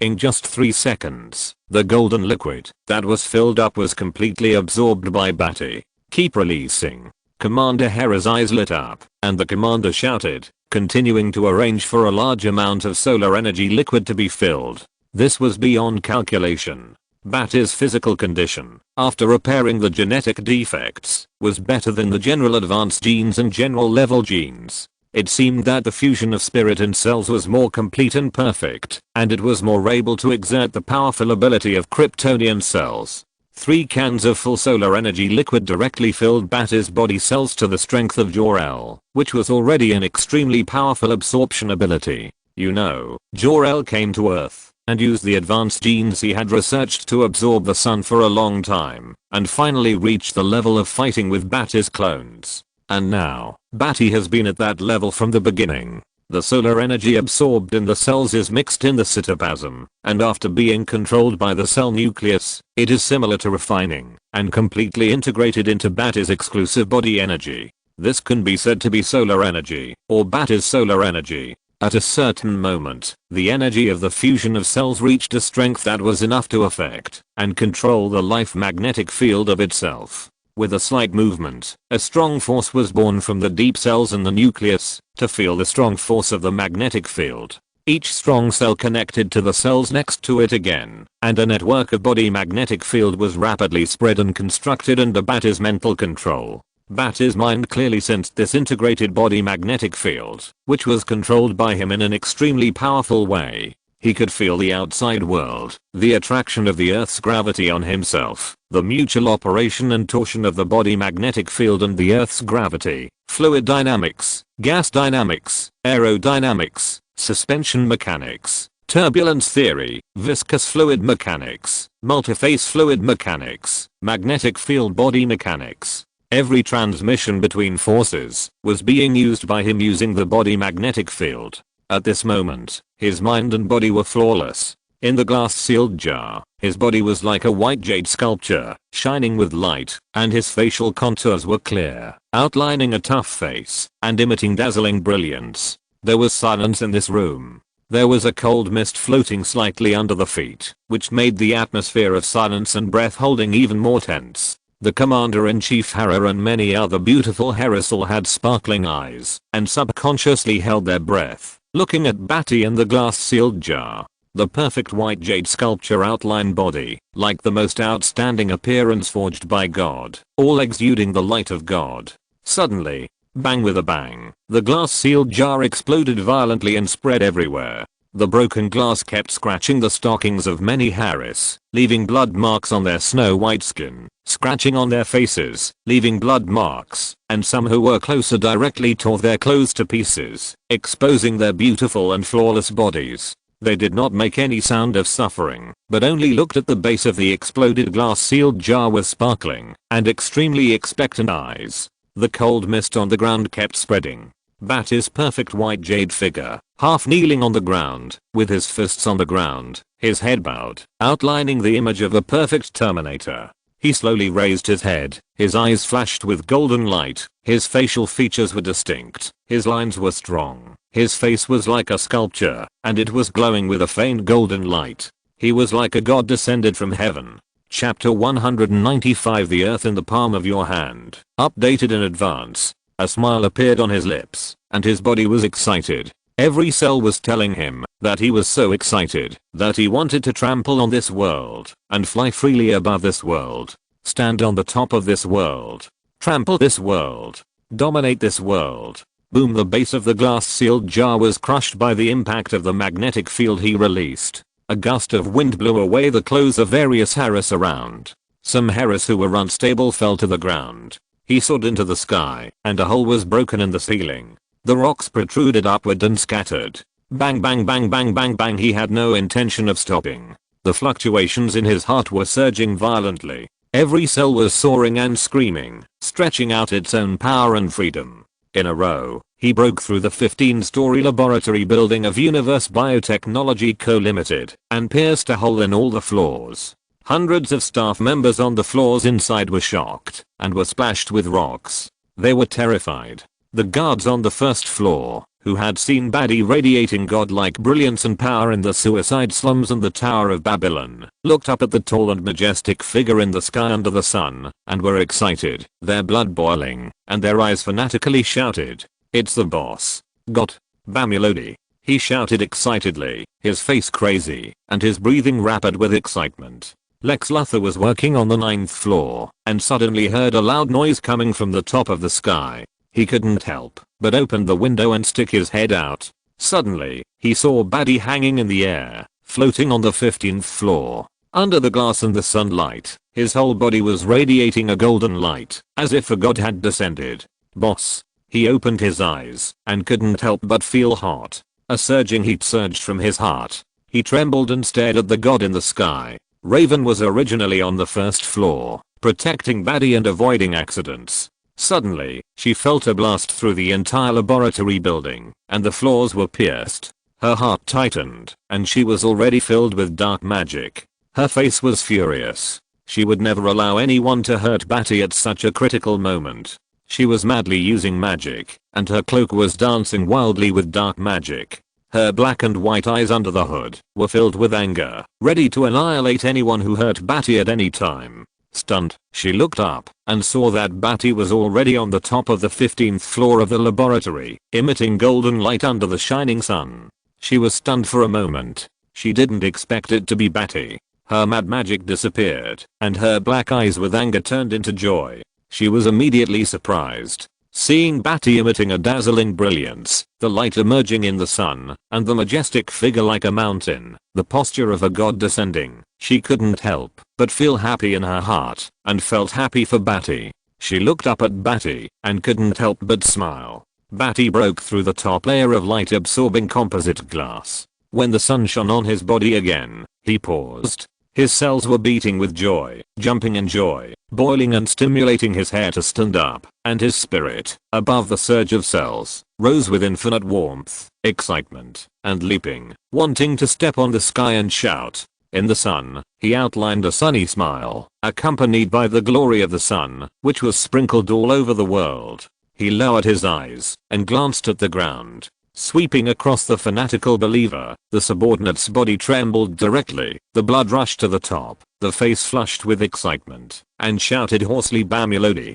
Passing through Lex Luthor with fiery eyes, this made little Luthor look up to him with admiration. Looking up at the figure of Gaoshan Butching, he smiled back to Raven. The glory is brilliant, and sprinkled all over the world. Raven smiled even more intensely, clasping his hands together, looking at Badi, with infinite joy rising in his heart. Badi's body was full of excitement that had never stopped.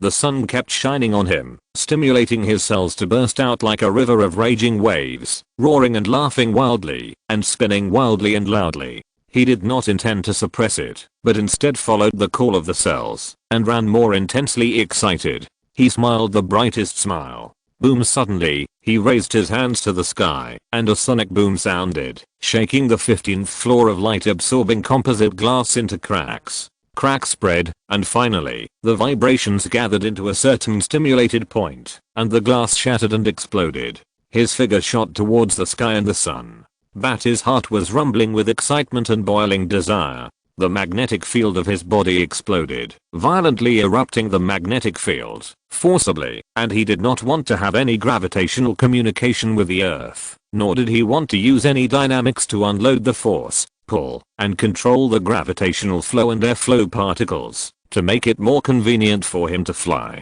He just exploded violently, like a rocket, breaking through the sound barrier, his fist against the heat of the red friction, against the sound barrier cloud, soaring into the sky. Badi laughed a hearty smile in the air. In the sky behind him, a long white sonic boom cloud was left, piercing the sky. He broke through the troposphere directly, tearing the sound barrier, and with a bang, he accelerated madly again. The surging fierce cells were cheering, and the boiling blood was venting loudly, breaking through all constraints. Above the troposphere, a huge circle of clouds exploded, like a giant white donut across the sky. He kept flying madly. Stratosphere, mesosphere, thermosphere, exosphere. Finally, with crazy eyes and a smile, he reached the top of the atmosphere and broke through. He turned around and looked down at the planet.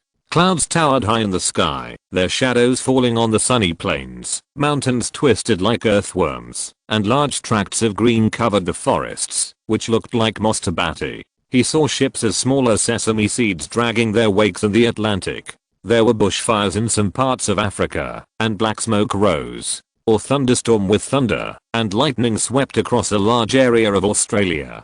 Before his eyes, the white clouds were stirred, and a large black patch appeared in the middle, as if it was just a piece of cotton with a black center. The whole earth, the whole nature, was like a three-dimensional landscape painting. It appeared before Badi's eyes. The sun shone behind his tall body, shining on his muscular back. His body seemed to block the sun of this earth, blocking the sky of the earth, blocking the sun of the earth. Looking down on this planet, he laughed. Looking down at the earth, spreading his 5 fingers, facing this planet, as if holding this blue planet in his palm. A Soviet artificial reconnaissance space satellite, along its orbit, clearly captured this scene at this moment. Chapter 196 Transition. A few days passed. Cosmic Biotechnology Co. Limited.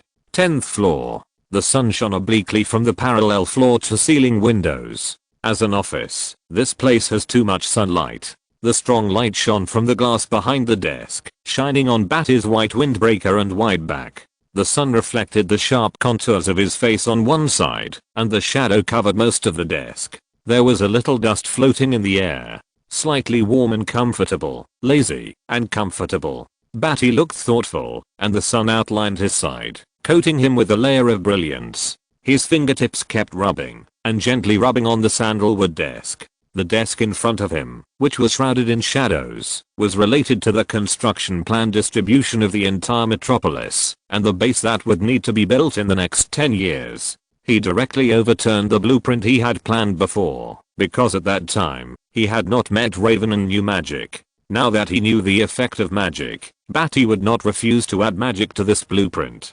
Combining it with technology, he could not only protect his own base, but also use magic to do more things that technology could not do. This requires the entire metropolis, and the civilization knowledge of Raven's Ugulus magic system, to construct the entire magic array base system. After setting up the metropolis, this is not the end. In the end, this Earth will be set up by Badi as his own back garden, supplying and providing him with talents and combat power to conquer the universe. This requires looking forward to the future of the entire planet, and under his rule, he can quickly build the technology and magic array base he controls. This still takes some time to build these things. His fingers lightly touched the table, making a slight sound that seemed quiet and comfortable in this environment. His thoughtful eyes narrowed slightly with the warm sunlight. For a moment, it seemed that he could see the future. Raven sat on the guest sofa beside her. The sun did not shine on her. She lifted the hood of her cloak, revealing her pale face. Her shoulder-length hair was softly draped down. Her image at this moment gave people the feeling of a girl next door. Her dark purple lips and pearly teeth were biting a little bit, tasting the happy impact brought by the chocolate, and a faint smile appeared at the corner of her mouth. This is rock chocolate, which she has been keeping, and then cut into many small pieces, tasting a piece from time to time. Because Badi does not often use chocolate rays to make this product she calls happy chocolate, she tastes it very cherished. Knock knock knock. The sound of finger bones knocking can be heard directly at the door. Open the door and enter. The visitor is a fair-skinned woman, wearing a professional women's suit, a skirt, capable and beautiful. On her white shirt, a few buttons are not buttoned, revealing the lace edge and the snow-white peaks. Chairman, your documents. She is charming and bends casually, highlighting the beauty of the close-fitting suit in the sun. Badi nodded indifferently, and sent the spy from the Soviet Union away. Since Badi flew up to the sky on that day, the Soviet Union was obviously shocked. At a time when the Cold War with the United States was fierce and the world hegemony was being decided, the United States had a god who flew up to the atmosphere and overlooked the Earth. It is conceivable how nervous the Soviet Union was. In just 2 or 3 days, 3 outstanding female spies were sent to join Badi's secretariat. Badi never refused such talents who came to his door. He directly transformed them and made them his own people. At the same time, he forged some key information and began to plan the regimes of several countries after the disintegration of the Soviet Union. In addition, he also sent Mike back to the Soviet Union. At the moment of the disintegration of the Soviet Union, he would directly control several countries and make them his territory. The United States obviously knew something, but here, Badi could control it a little bit. Therefore, apart from causing some heated discussions in the Science and Technology Park, nothing happened on the surface. Even if there was, Badi thought he was strong enough to suppress it with violence. His current power was enough to rule the world. In addition, with the existence of a magic body, Krypton, the Red Sun, magic and other things that restrain his Kryptonian physique have been difficult to harm him. Unless his magic body can be solved in advance, otherwise, he is unstoppable here. But even if he has the ability to violently suppress the world, Badi did not act immediately. In fact, because his subordinates do not have enough people to manage the entire world, even if he suppresses it violently, it is just like a child playing house. If he suppresses the East, the West will rise again. That will only cause Badi's anger and want to destroy the world directly. In the final analysis, his current subordinates are only about 1,000 people, which is simply pitifully small. Using these people to control the world, it is not impossible, but it is far from the control that Badi wants. Therefore, Badi did not act for the time being. He put aside the base design blueprint in his head for the time being, and took the document sent by the secretary to look at it. Ordinary things would not bother him to look at them at all. Obviously, this was sent to Badi for resolution with the consent of little Luther. Badi just opened it, glanced at it, turned the page, and continued to scan. Jason Wood, a botanist at Gotham University, died, and Pamela Riley disappeared. This was a message from Carmine, the underworld overlord of Gotham. Before Badi left, he just gave a casual reminder. Obviously, with Badi's rise in Metropolis, Carmine couldn't ignore Badi's casual reminder. Instead, he sent someone to protect Pamela Riley vaguely, doing Badi a favor. Badi once said to Pamela Riley that in the near future, Metropolis would be a place where her name could be heard everywhere. Now, it happened that in Metropolis, every inch of it could hear his name. He fulfilled what he said for Pamela Riley, but it was obvious that Pamela Riley did not come to find him. Is it because she became Poison Ivy and felt ashamed to come to me with that body? Badi thought for a moment, and then he didn't plan to look for her himself. Jor-El's reconnaissance spaceship was waiting for him to bring it back. Although his own body was completing the genetic defects, the code of life had not yet been truly integrated into his body cells. With current technology, it is difficult to carry out such a large-scale genetic integration. Even for Jor-El, it took about a year of Krypton's advanced technology to integrate it into Clark's body. Now, what he needs most is the Kryptonian spaceship and the high technology there. Under the slanting sunlight, Badi's profile was illuminated with a layer of faint light, his tough outline, and a smile at the corner of his mouth. He glanced at Raven, who was holding a chocolate and eating it slowly, and suddenly said, "Raven, go to Gotham to pick up your sister." If you're listening to this novel on a channel other than Fanfic World, it means they downloaded and uploaded it without effort. We cordially invite you to visit our channel, Mundo Fanfic Novelos. There you'll find the original version of this story and you can explore many other novels of various genres. We're waiting for you to immerse yourself in a world of incredible novels. Chapter 197 Spaceship. What is freedom? The most intuitive feeling of freedom is being able to fly. Being able to fly is freedom. You can soar in the sky, feel the fullness of your mood, and feel endless joy. Every moment you look at the earth, feel the strong wind blowing across your skin, and your clothes rustle beyond the wind and the airflow, overlooking the earth, lakes, oceans, mountains, and the greenery on the top of the forest. This is true freedom. Flying freely. If you are free, then at which altitude is the freest and the view is the best? The stratosphere at about 50 kilometers, where the atmosphere is mainly dominated by horizontal motion, is conducive to high altitude flight. Aircraft generally fly in this layer, and people are no exception.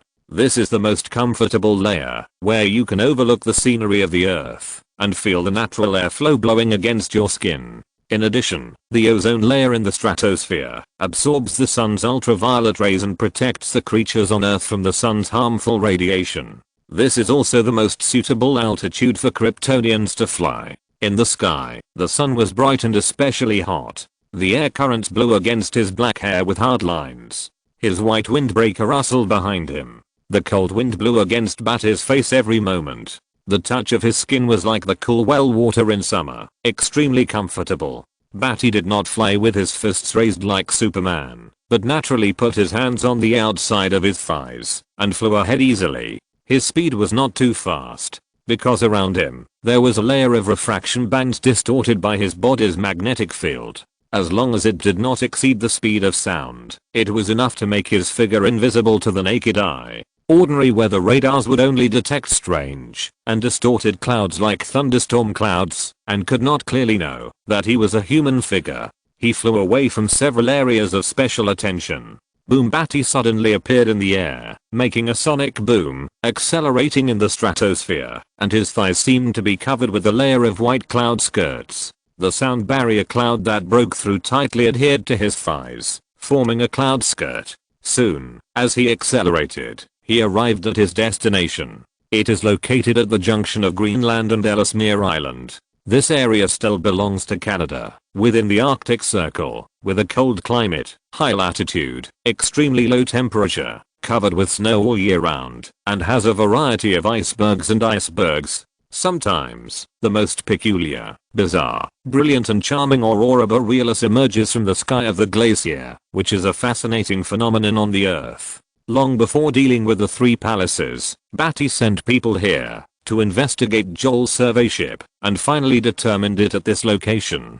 Poison ivy happened to appear, so Badi sent Raven directly to find her, and then he came to the Arctic, intending to move this ship back to Metropolis. Krypton's survey ship is not only a survey function, but also has a complete life origin room, which can set specific genes to create the cyborgs, warriors, researchers, etc. that Badi needs. In the future, the entire Earth will need millions of managers, and they need to be manufactured from here. On the glacier ground, dark green, large camping tents were firmly nailed, and boxes of supplies were piled up. They were the latest military sonar detectors, which were called by Badi to detect the location of the spacecraft. They did not disappoint Badi, and they went back and forth near the location provided by Badi day and night, and finally detected the exact location here. The night sky in the Arctic was so clear that it was shocking. The vast night sky was clear and bright, as if it was pressing down on you, which was very shocking.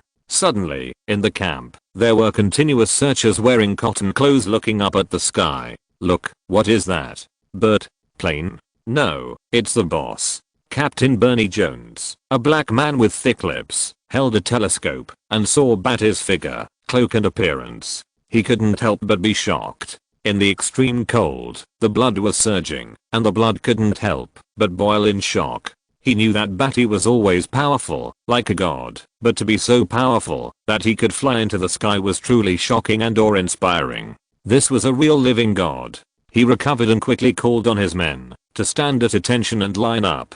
They looked up and saw a white figure in the clear night sky, dragging a long white sound barrier cloud above their heads. Badi hovered in the sky, gradually restraining his own magnetic field reaction, allowing them to conduct magnetic dynamic reaction in the body and operate unparalleled power at any time. He slowly descended, and the ice and snow on the ice surface swung around under his feet, and the windbreaker on his back flowed down to his heels. Some of his men bent their waists with a fiery heart, welcoming his arrival. This godlike momentum, descending from the sky, brought a strong pressure, and almost made them kneel down directly. Even so, they were trembling, and excitedly bent their bodies, waiting for Badi to pass by, watching Badi's white boots stepping on the ice and snow, passing through their sight, and their hearts were excited. Well done. Badi praised lightly, looking up at the huge glacier. This sentence seemed to make their hearts burn, their eyes were hot, and they couldn't help but shout loudly, for Bamulodi. The cold particles in the air were trembling because of this sudden sound. Badi smiled slightly, then raised his palm to stop their shouting and let them disperse. In the glacier, this kind of neat sound wave is not a good thing. Boss, after several days of reconnaissance, we have confirmed that the sonar response in the ice shelf has a strong reaction. Captain Bernie Jones, with thick lips, pointed to a direction for Badi and explained to Badi enthusiastically. Badi's eyes were like torches, and he started to penetrate the glacier layer by layer. In the depths, he saw a 300-meter-long Kryptonian exploration spacecraft. Seeing this familiar Kryptonian product again, Badi narrowed his eyes slightly. Wait for me here. After giving the order casually, Badi flew up again, carrying a strong pressure that made them suffocate, making their hearts feel like heavy pressure. They looked at Badi with shock and passion, flying away like a god. The coldness of the glacier here was more than -30 degrees. For Badi, at this temperature, his skin only felt the degree of being cooled by cold well water in summer. He flew to one side, which made it easier to reach the hatch of the Kryptonian spacecraft. Then, there were red veins around his eyes, and the thermal vision rushed towards the thick white glacier, and mist rose instantly. In the direction of the glacier downward, a cave with the size of almost 2 people was melted out, and mist kept steaming out. Badi controlled the temperature and impact of the thermal vision all the way, until it was about 2 meters away from the spacecraft. In order to avoid damaging the spacecraft, the intensity was gradually reduced until it disappeared. Badi's eyes were a little warm, which was a normal reaction to releasing thermal vision. After closing them slightly, the vitreous body dissipated heat and the residual heat was eliminated.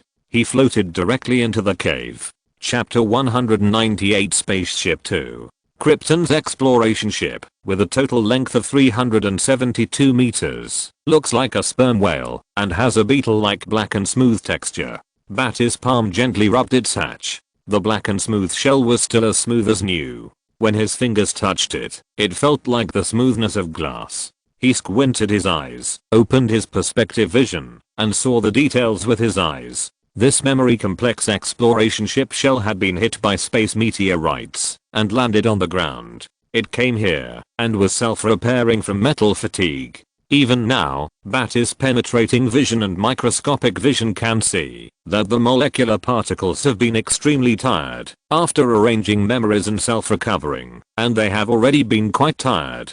Bang! Badi's 5 fingers suddenly became claws, and his arm muscles bulged firmly. With a fierce move, with the help of penetrating vision and microscopic vision, he inserted it directly into the hatch like tofu. With a twist and a pull, the lock position of the hatch was directly twisted and broken, and the hatch was pulled straight open. A stream of Kryptonian atmospheric gas rushed towards Badi, and with a puff, it erupted. Badi's eyes slightly shone, and he took a step back. The magnetic field of his entire body was activated by him, using the oxygen and nitrogen of the earth and the cold air molecules of the Arctic to form a vague defense layer, to isolate this layer of Kryptonian gas. He used his own body magnetic field much more delicately than Superman and all Kryptonians. As early as when he controlled his own body magnetic field, Badi's amazing knowledge reserve had already understood how useful this ability was. He could control his body magnetic field at any time, low or high magnetic field, increase the excitability of ordinary human bodies, or show an inhibitory reaction. When ordinary people face him, they can be affected by him in nerves, endocrine, sensory organs, cardiovascular, blood, digestion, muscles, excretion, breathing, skin, bones, etc., accelerating or suppressing vision and hearing, and even hallucinations are prone to occur.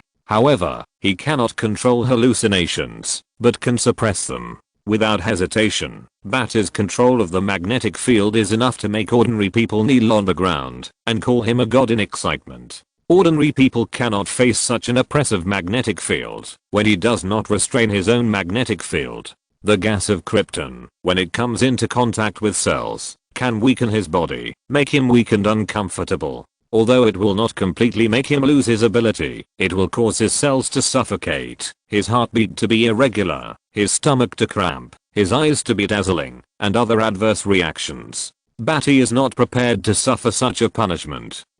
Immediately, he puffed up his mouth and drew a strong airflow from his stomach, blowing it into the cabin. The airflow carried cold air molecules from the Arctic and appeared like a white ribbon, blowing into the exploration spacecraft. The exploration spacecraft, which was dark inside, was blown into the hull by Badi's strong airflow, which collided with the hull and made a dull and thick sound, mixed with the atmosphere of Krypton, and engulfed the entire gap that allowed molecular gas to pass through. The atmosphere of Krypton mixed with the air of the Earth, saturating the hull. As Badi blew more air into the ship, the atmosphere of Krypton mixed with the air of the Earth was squeezed out, pouring out from the hatch, and pouring out towards the ice cave behind Badi. The ice cave that was melted by the thermal vision when coming here suddenly had a gust of glacial cold mist gas surging out like smoke, rising into the sky, as if there was a fire burning in the ice cave, and smoke was coming out. After cleaning the atmosphere of Krypton, and seeing that there was no major problem, Badi stepped into the spacecraft. Under his feet was a cold and thick composite steel floor. Deep in the corridor, it was dark. Outside the hatch, there was a faint white glow of glacier. Facing Badi's figure at the door of the cabin, there was a bit of a weird feeling of being too white and green. Badi's perspective vision has never been closed. He has the ability to see in the dark. He scanned and saw clearly the facilities on the spacecraft, the cryostasis chamber, the origin of life room, the main cockpit, the instrument cabin, the rest room, the mechanical hangar, the high energy ion wave particle thruster, the nuclear pulse auxiliary thruster, and all the lines were clearly visible in his eyes. There was no one in the cryostasis chamber and the crew's rest room. This was an unmanned spacecraft that automatically guided to the Earth.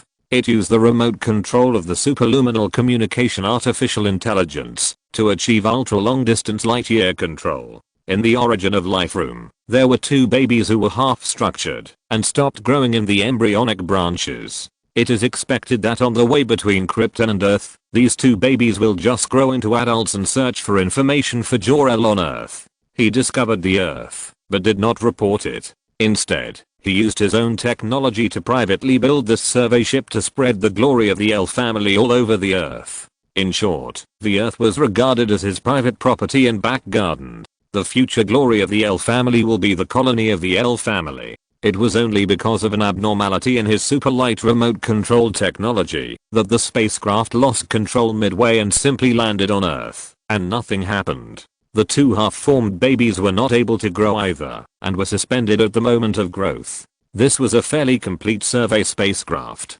Very good.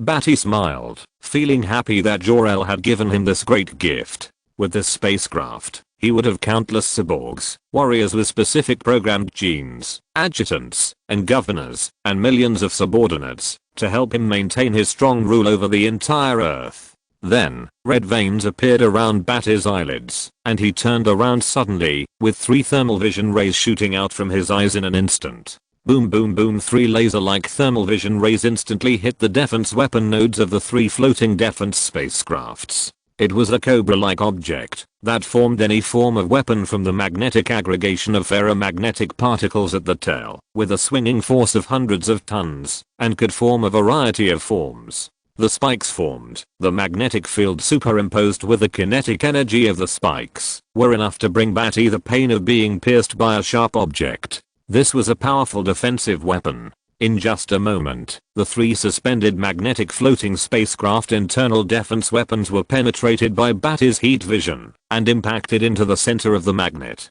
The magnetic field of the magnet instantly became chaotic, and the 3 cobra-shaped half-human high-metal weapons began to shake continuously. Hoo-la la. Suddenly, the 3 cobra-shaped steel defense weapons, because their own magnetic centers were destroyed, the magnetic field they built, could not form a cluster of molecular gravel, and the entire steel snake-shaped weapon turned into fine iron sand, which fell to the ground of the spacecraft, forming 3 piles of iron sand.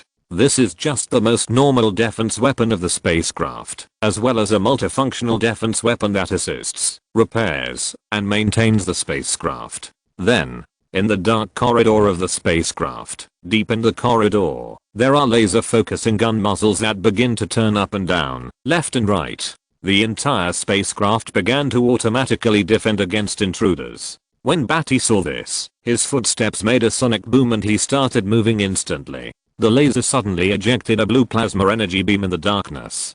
This beam had a temperature exceeding that of the center of the sun, that is, more than 20 million degrees Celsius, and had extraordinary penetrating power. Even Badi now did not want to be shot by it, because it would burn a hole in his flesh and cause extreme pain. Badi frowned, and in the dark corridor, he took the lead and came to the main seat cabin with the blue plasma energy beam shooting behind him. He did not want to destroy these weapons. These were his own things. On Krypton, they might be just ordinary things, but on Earth, these were weapons that could not be manufactured in decades, and they were worth cherishing. As for the suspended magnetic floating cluster molecular gravel defense weapon, it was in his hands and could be easily repaired by adjusting the magnetic field body, so he knocked it down without any care. In the dark corridor, countless blow lights quickly lit up, shooting at the hull of the spacecraft, shooting out small holes one by one, emitting wisps of light smoke, and the blue plasma energy beams followed Badi's figure in the darkness, extending all the way to the main seat cockpit, flashing a magnificent blue flash in the darkness. Bang! Badi's face was reflected by the azure plasma energy beam, and he directly punched the door of the main seat cockpit. His hands were like a ferocious beast, pulling the thick door of the main seat cockpit. His muscles tightened, and his back was as thick and tight as the sky. Between his palms, an unparalleled force surged. With a shake, the door was directly torn apart by his huge force, and he threw it to the back casually, blocking several azure plasma energy beams in the air. Badi's face was calm, and he gently adjusted the fit between his shoulders and the collar of his windbreaker, and his eyes looked coldly at the control console of the spacecraft. He took out the two keys from his body and inserted his Hera key into the key port of the spacecraft control console first. Hera, control this spacecraft. Chapter 199 Key. Yes, my master. Hera appeared in front of Badi, with an elegant and dignified face, beautiful curly hair cascading down from her crown, arms as white as lilies, white silk clothes glittering with jewels, and a snow-white body hidden in the spinning silk white skirt, which was even more tempting and seductive, and set off her beauty and dignity, and she was so beautiful, that she was beyond description. This Hera was more real than the light and shadow projection of Cosmic Biotechnology Co. Limited, and there was no sign of light and shadow projection around her.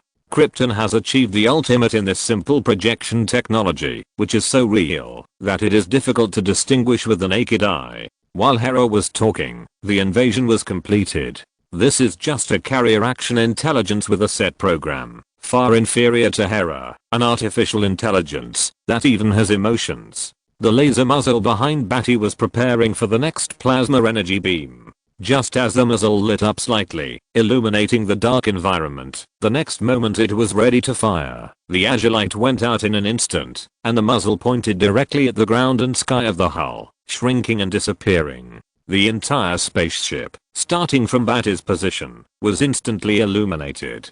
White lights spread all the way from the hull, just like street lights gradually lit up, lighting up the daylight in the hull, and driving away the darkness. Thank you, Hera. Badi smiled and nodded, then ordered, change the spaceship program, add control mode, input commands, and take back all control permissions. Glad to serve you. Hera placed her hands on her abdomen, smiled elegantly, and closed her eyes. After 20 seconds, she opened her eyes again and reported, it has been completed. All permissions are under the control of the master. Implant the consciousness program virus. Badi's face was expressionless, and when this order was issued, it was with a cold voice. In just a few seconds, Hera had completed Badi's order. The equipment terminal of this survey spaceship used a relatively backward photon computer from Krypton.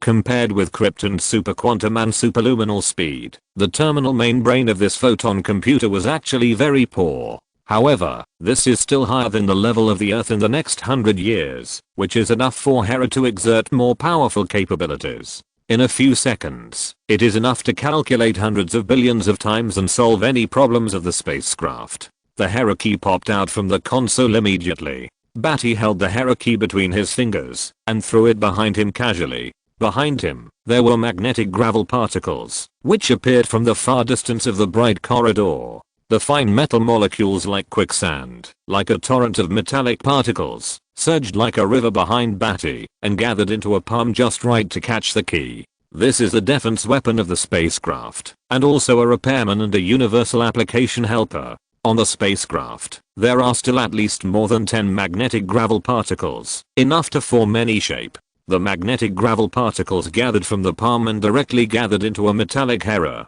The elegant Hera, with a metallic body, walked away directly. She understood the order that Badi had given her at this moment. The 2 semi-finished babies in the life origin chamber were just filled with the genes she needed, becoming a helper to help Badi, and all the placenta positions in the life origin chamber were just right for gene adjustment, to produce power belonging to Badi. Hera's projection also disappeared with her departure. Badi had already replaced another key with an S logo, the key of the L family. Badi had an expressionless face, holding the S key in his hand, and just as he approached the keyhole, the key automatically attracted and inserted it. Badi pressed his index finger on the cold, feeling the concave and convex touch surface of the S logo, and slightly exerted force. The friction between the key and the wall of the keyhole sounded slightly, and Badi had already completely pressed it into the keyhole. Jor-El was wearing a Kryptonian armored military uniform, with a bright red S on his chest and an invisible wave of red cloak rolling behind him.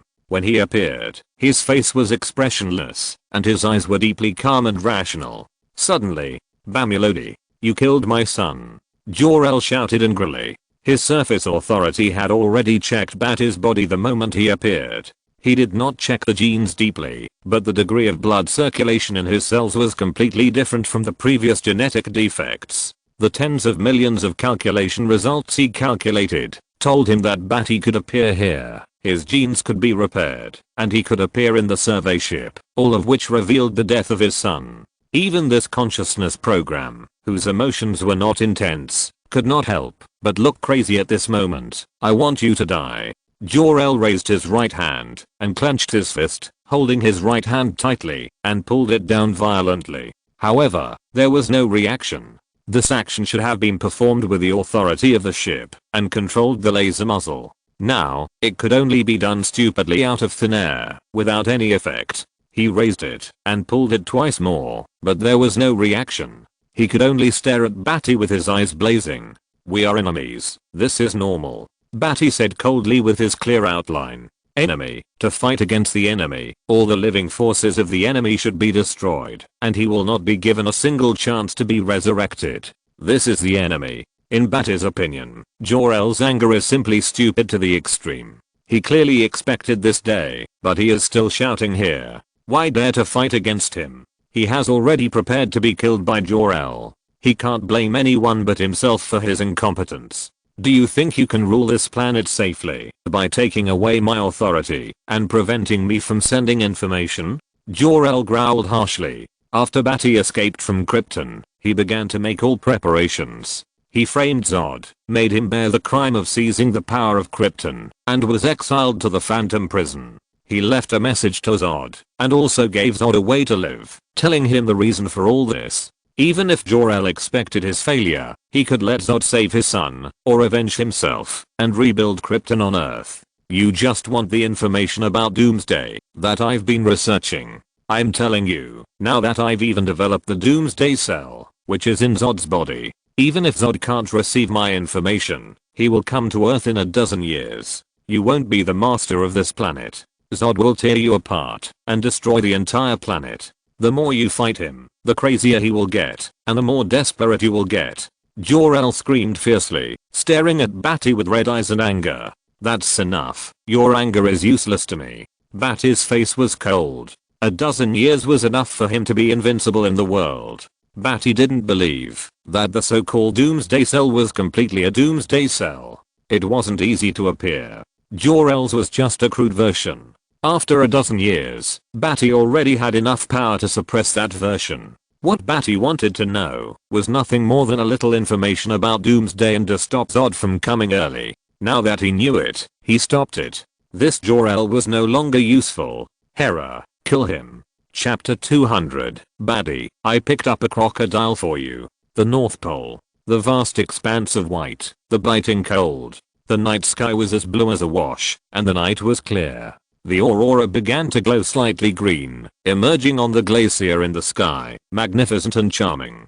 Bernie Jones, a thick-lipped black man, the captain of the survey team sent by Badi. At this moment, he looked at the tall glacier in the sky. His eyes were fiery, and his heart was excited and restless. In this cold snow, his heart couldn't help but beat faster, supplying warm and hot blood. The skin wrapped in a thick down jacket stimulated him warmly, making him excited. Unlike other teammates who saw Badi and had a surging faith, he not only had faith, but also was happy and excited about the enhanced body serum he had obtained. After completing this mission, he exhaled a long breath of hot air, and with an excited heart, he urged the team members to organize their weapons more quickly and wait for Badi's orders. Suddenly, boom! Exclamation mark. The snowy ground they were standing on was shaking, and the shaking continued to their feet, causing the ice and snow to shake. From the slightly higher hills, the white snow fell down, revealing the dark rocks. What's going on? The glacier collapsed. No. What is that? Something came out. Many expedition personnel exclaimed, looking at the glacier in shock. At this moment, in that horizontal direction, the huge glacier was endless, like a tsunami frozen, and the glacier in front of them was shaking violently. There were large pieces of bare rocks on the mountain, accompanied by splashing ice mist and snowflakes, and large pieces of ice, shaking and falling down. Bernie Jones and all the expedition members couldn't help but raise their heads, their hearts tightened, and they stood in shock. The huge glacier was like a tsunami wave, splashing countless huge ice and rocks. In the misty cold fog, where the northern lights were largely covered, a huge beast appeared with a rumble, and suddenly raised its head from the glacier, causing the glacier to shatter and splash. It was a huge dark horizontal body, with a jet of dark blue propulsion flames underneath. In the misty cold fog, with the green and magnificent aurora behind it, it was like a sperm whale lying across the sky, which was a shocking and magnificent scene. This dark sperm whale beast was distorted in everyone's eyes, and the air was distorted with the green and dark aurora in the background. In the blink of an eye, it completely disappeared in front of them. Then, they only felt a strong airflow impact, which set off a hurricane. The snow suddenly splashed towards them like waves, and hit their faces with freezing cold, causing the expedition team to turn around and tightly use their arms to block the splashing of snowflakes. After a long time, the hurricane passed, and the down jackets were half covered with snow. The expedition team members were shocked. What is that? It looks huge. It's really shocking. It really looks like a ship, a huge whale that can swim. This is a spaceship. The expedition members were shocked and talked about it. Bernie Jones' eyes flashed with shock. Anyone who saw this huge spaceship, the glacier was lifted up by it like a quilt, lying across the sky, accompanied by the aurora and the blue light of the thruster, and the huge horizontal shadow and the hazy ice fog, would feel shocked and shocked. He couldn't help but subconsciously think of what the boss needed to find. The next moment, the communicator showed that his mission was completed, and he could evacuate the Arctic. Bernie Jones was delighted, and he kept all the shock in his mind, and ordered the expedition members who were still talking and discussing enthusiastically, "Shut up, pack up and get on the transport plane. Our work is done." The Krypton survey spaceship was finally hidden by Badi, and sank into the Atlantic Ocean, connecting the ocean and the coastal areas of the metropolis. That area was about to become his port, and it would be transformed together with the entire science and technology park. Such a transformation would take 10 years. In just 10 years, he would have millions of Archons to help him manage the entire Earth. After the spaceship was placed, it was already night. Back to the 15th floor, the entire ceiling had been paved with other glass, and the beautiful night sky with stars could still be seen. Poison Ivy had also been caught by the Raven and sent back. As for the Raven, it was found that there were traces of magic action. It seemed that when Poison Ivy accidentally killed someone, and her own mutation caused her to flee in panic, she was targeted by the Assassin's League, and felt that she could be used to make a killing tool. So, Pamela, who had become Poison Ivy at the beginning, was captured by the Assassin's League after accidentally killing her mentor. Then, because Pamela was at a loss to use her own abilities, she created a scene in Gotham where plants suddenly increased, which was noticed by the Raven. For a while, Pamela who had just become poison ivy, volatilized the chlorophyll energy in her body too violently and was defeated by the Raven. She was caught by the Raven, cast a sleeping spell, and directly called people to send poison ivy back to Metropolis. Raven, on the other hand, actually sensed the faint evil aura of Sangan from several members of the Assassin's League, which made her alert. Now she is tracking the Assassin's League, an underground organization, to find out what is going on. When he heard Raven say that he was tracking the Assassin's League, Badi only thought about it for a moment and felt that it had great value. The Assassin's League has a history of hundreds of years on Earth, and its minions are all over the world. The information they know, the important people they have infiltrated in various worlds, and the financial resources. This underground force is not small, hundreds of times greater than Badi's current one. More importantly, he can kill the boss of the Assassin's League with one finger, without any effort. With a flash of his eyes, Badi ordered Raven to report information about this organization at any time. It would be a waste if he didn't hold this kind of organization in his hands. Raven said that it was no problem, and finally reminded him during the telepathic call. Badi, I picked up a crocodile for you. Crocodile? Badi didn't take it seriously. Raven wanted to give him a pet. This was her kindness, so he just had to accept it with pleasure. Demons are strange in themselves. Giving a crocodile as a gift may be the good intention of Raven. The half demon and half human Raven seems to have blended the characteristics of two species. It has very strange characteristics that cannot be seen in comics, and the kind of alternative life. For example, he likes to eat chocolate, which seems to be absent in comics. Other things include hating green peppers, sometimes watching TV, eating chocolate nuts, and sometimes lying lazily on the bed like a girl, meditating in a lying position. Sometimes in the morning, he puts down his cloak, stretches his fists, and punches a few sets of punches, like a female warrior exhaling towards the sun. Sometimes, he feels that he is not too used to eating the vegetables on Earth, so he makes some demon dishes on his own. Badi eats them with a strong stomach that can spit cold air and feels okay. Ordinary people will die at most if they eat them. In short, this is a girl with a few strange characteristics. Compared with the gloomy, silent, and dark Raven in the comics, the Raven beside him is more like a girl. So it is not strange for Badi to give him a crocodile as a gift. This is easy. Just build a pond and let the fish grow there. End of this chapter. Thank you very much for reaching the end. Don't forget to like. Looking for more exclusive content and immediate access? Subscribe to our Patreon. Remember, every like, subscription, or donation encourages us to continue. Thanks to everyone. See you in the next video.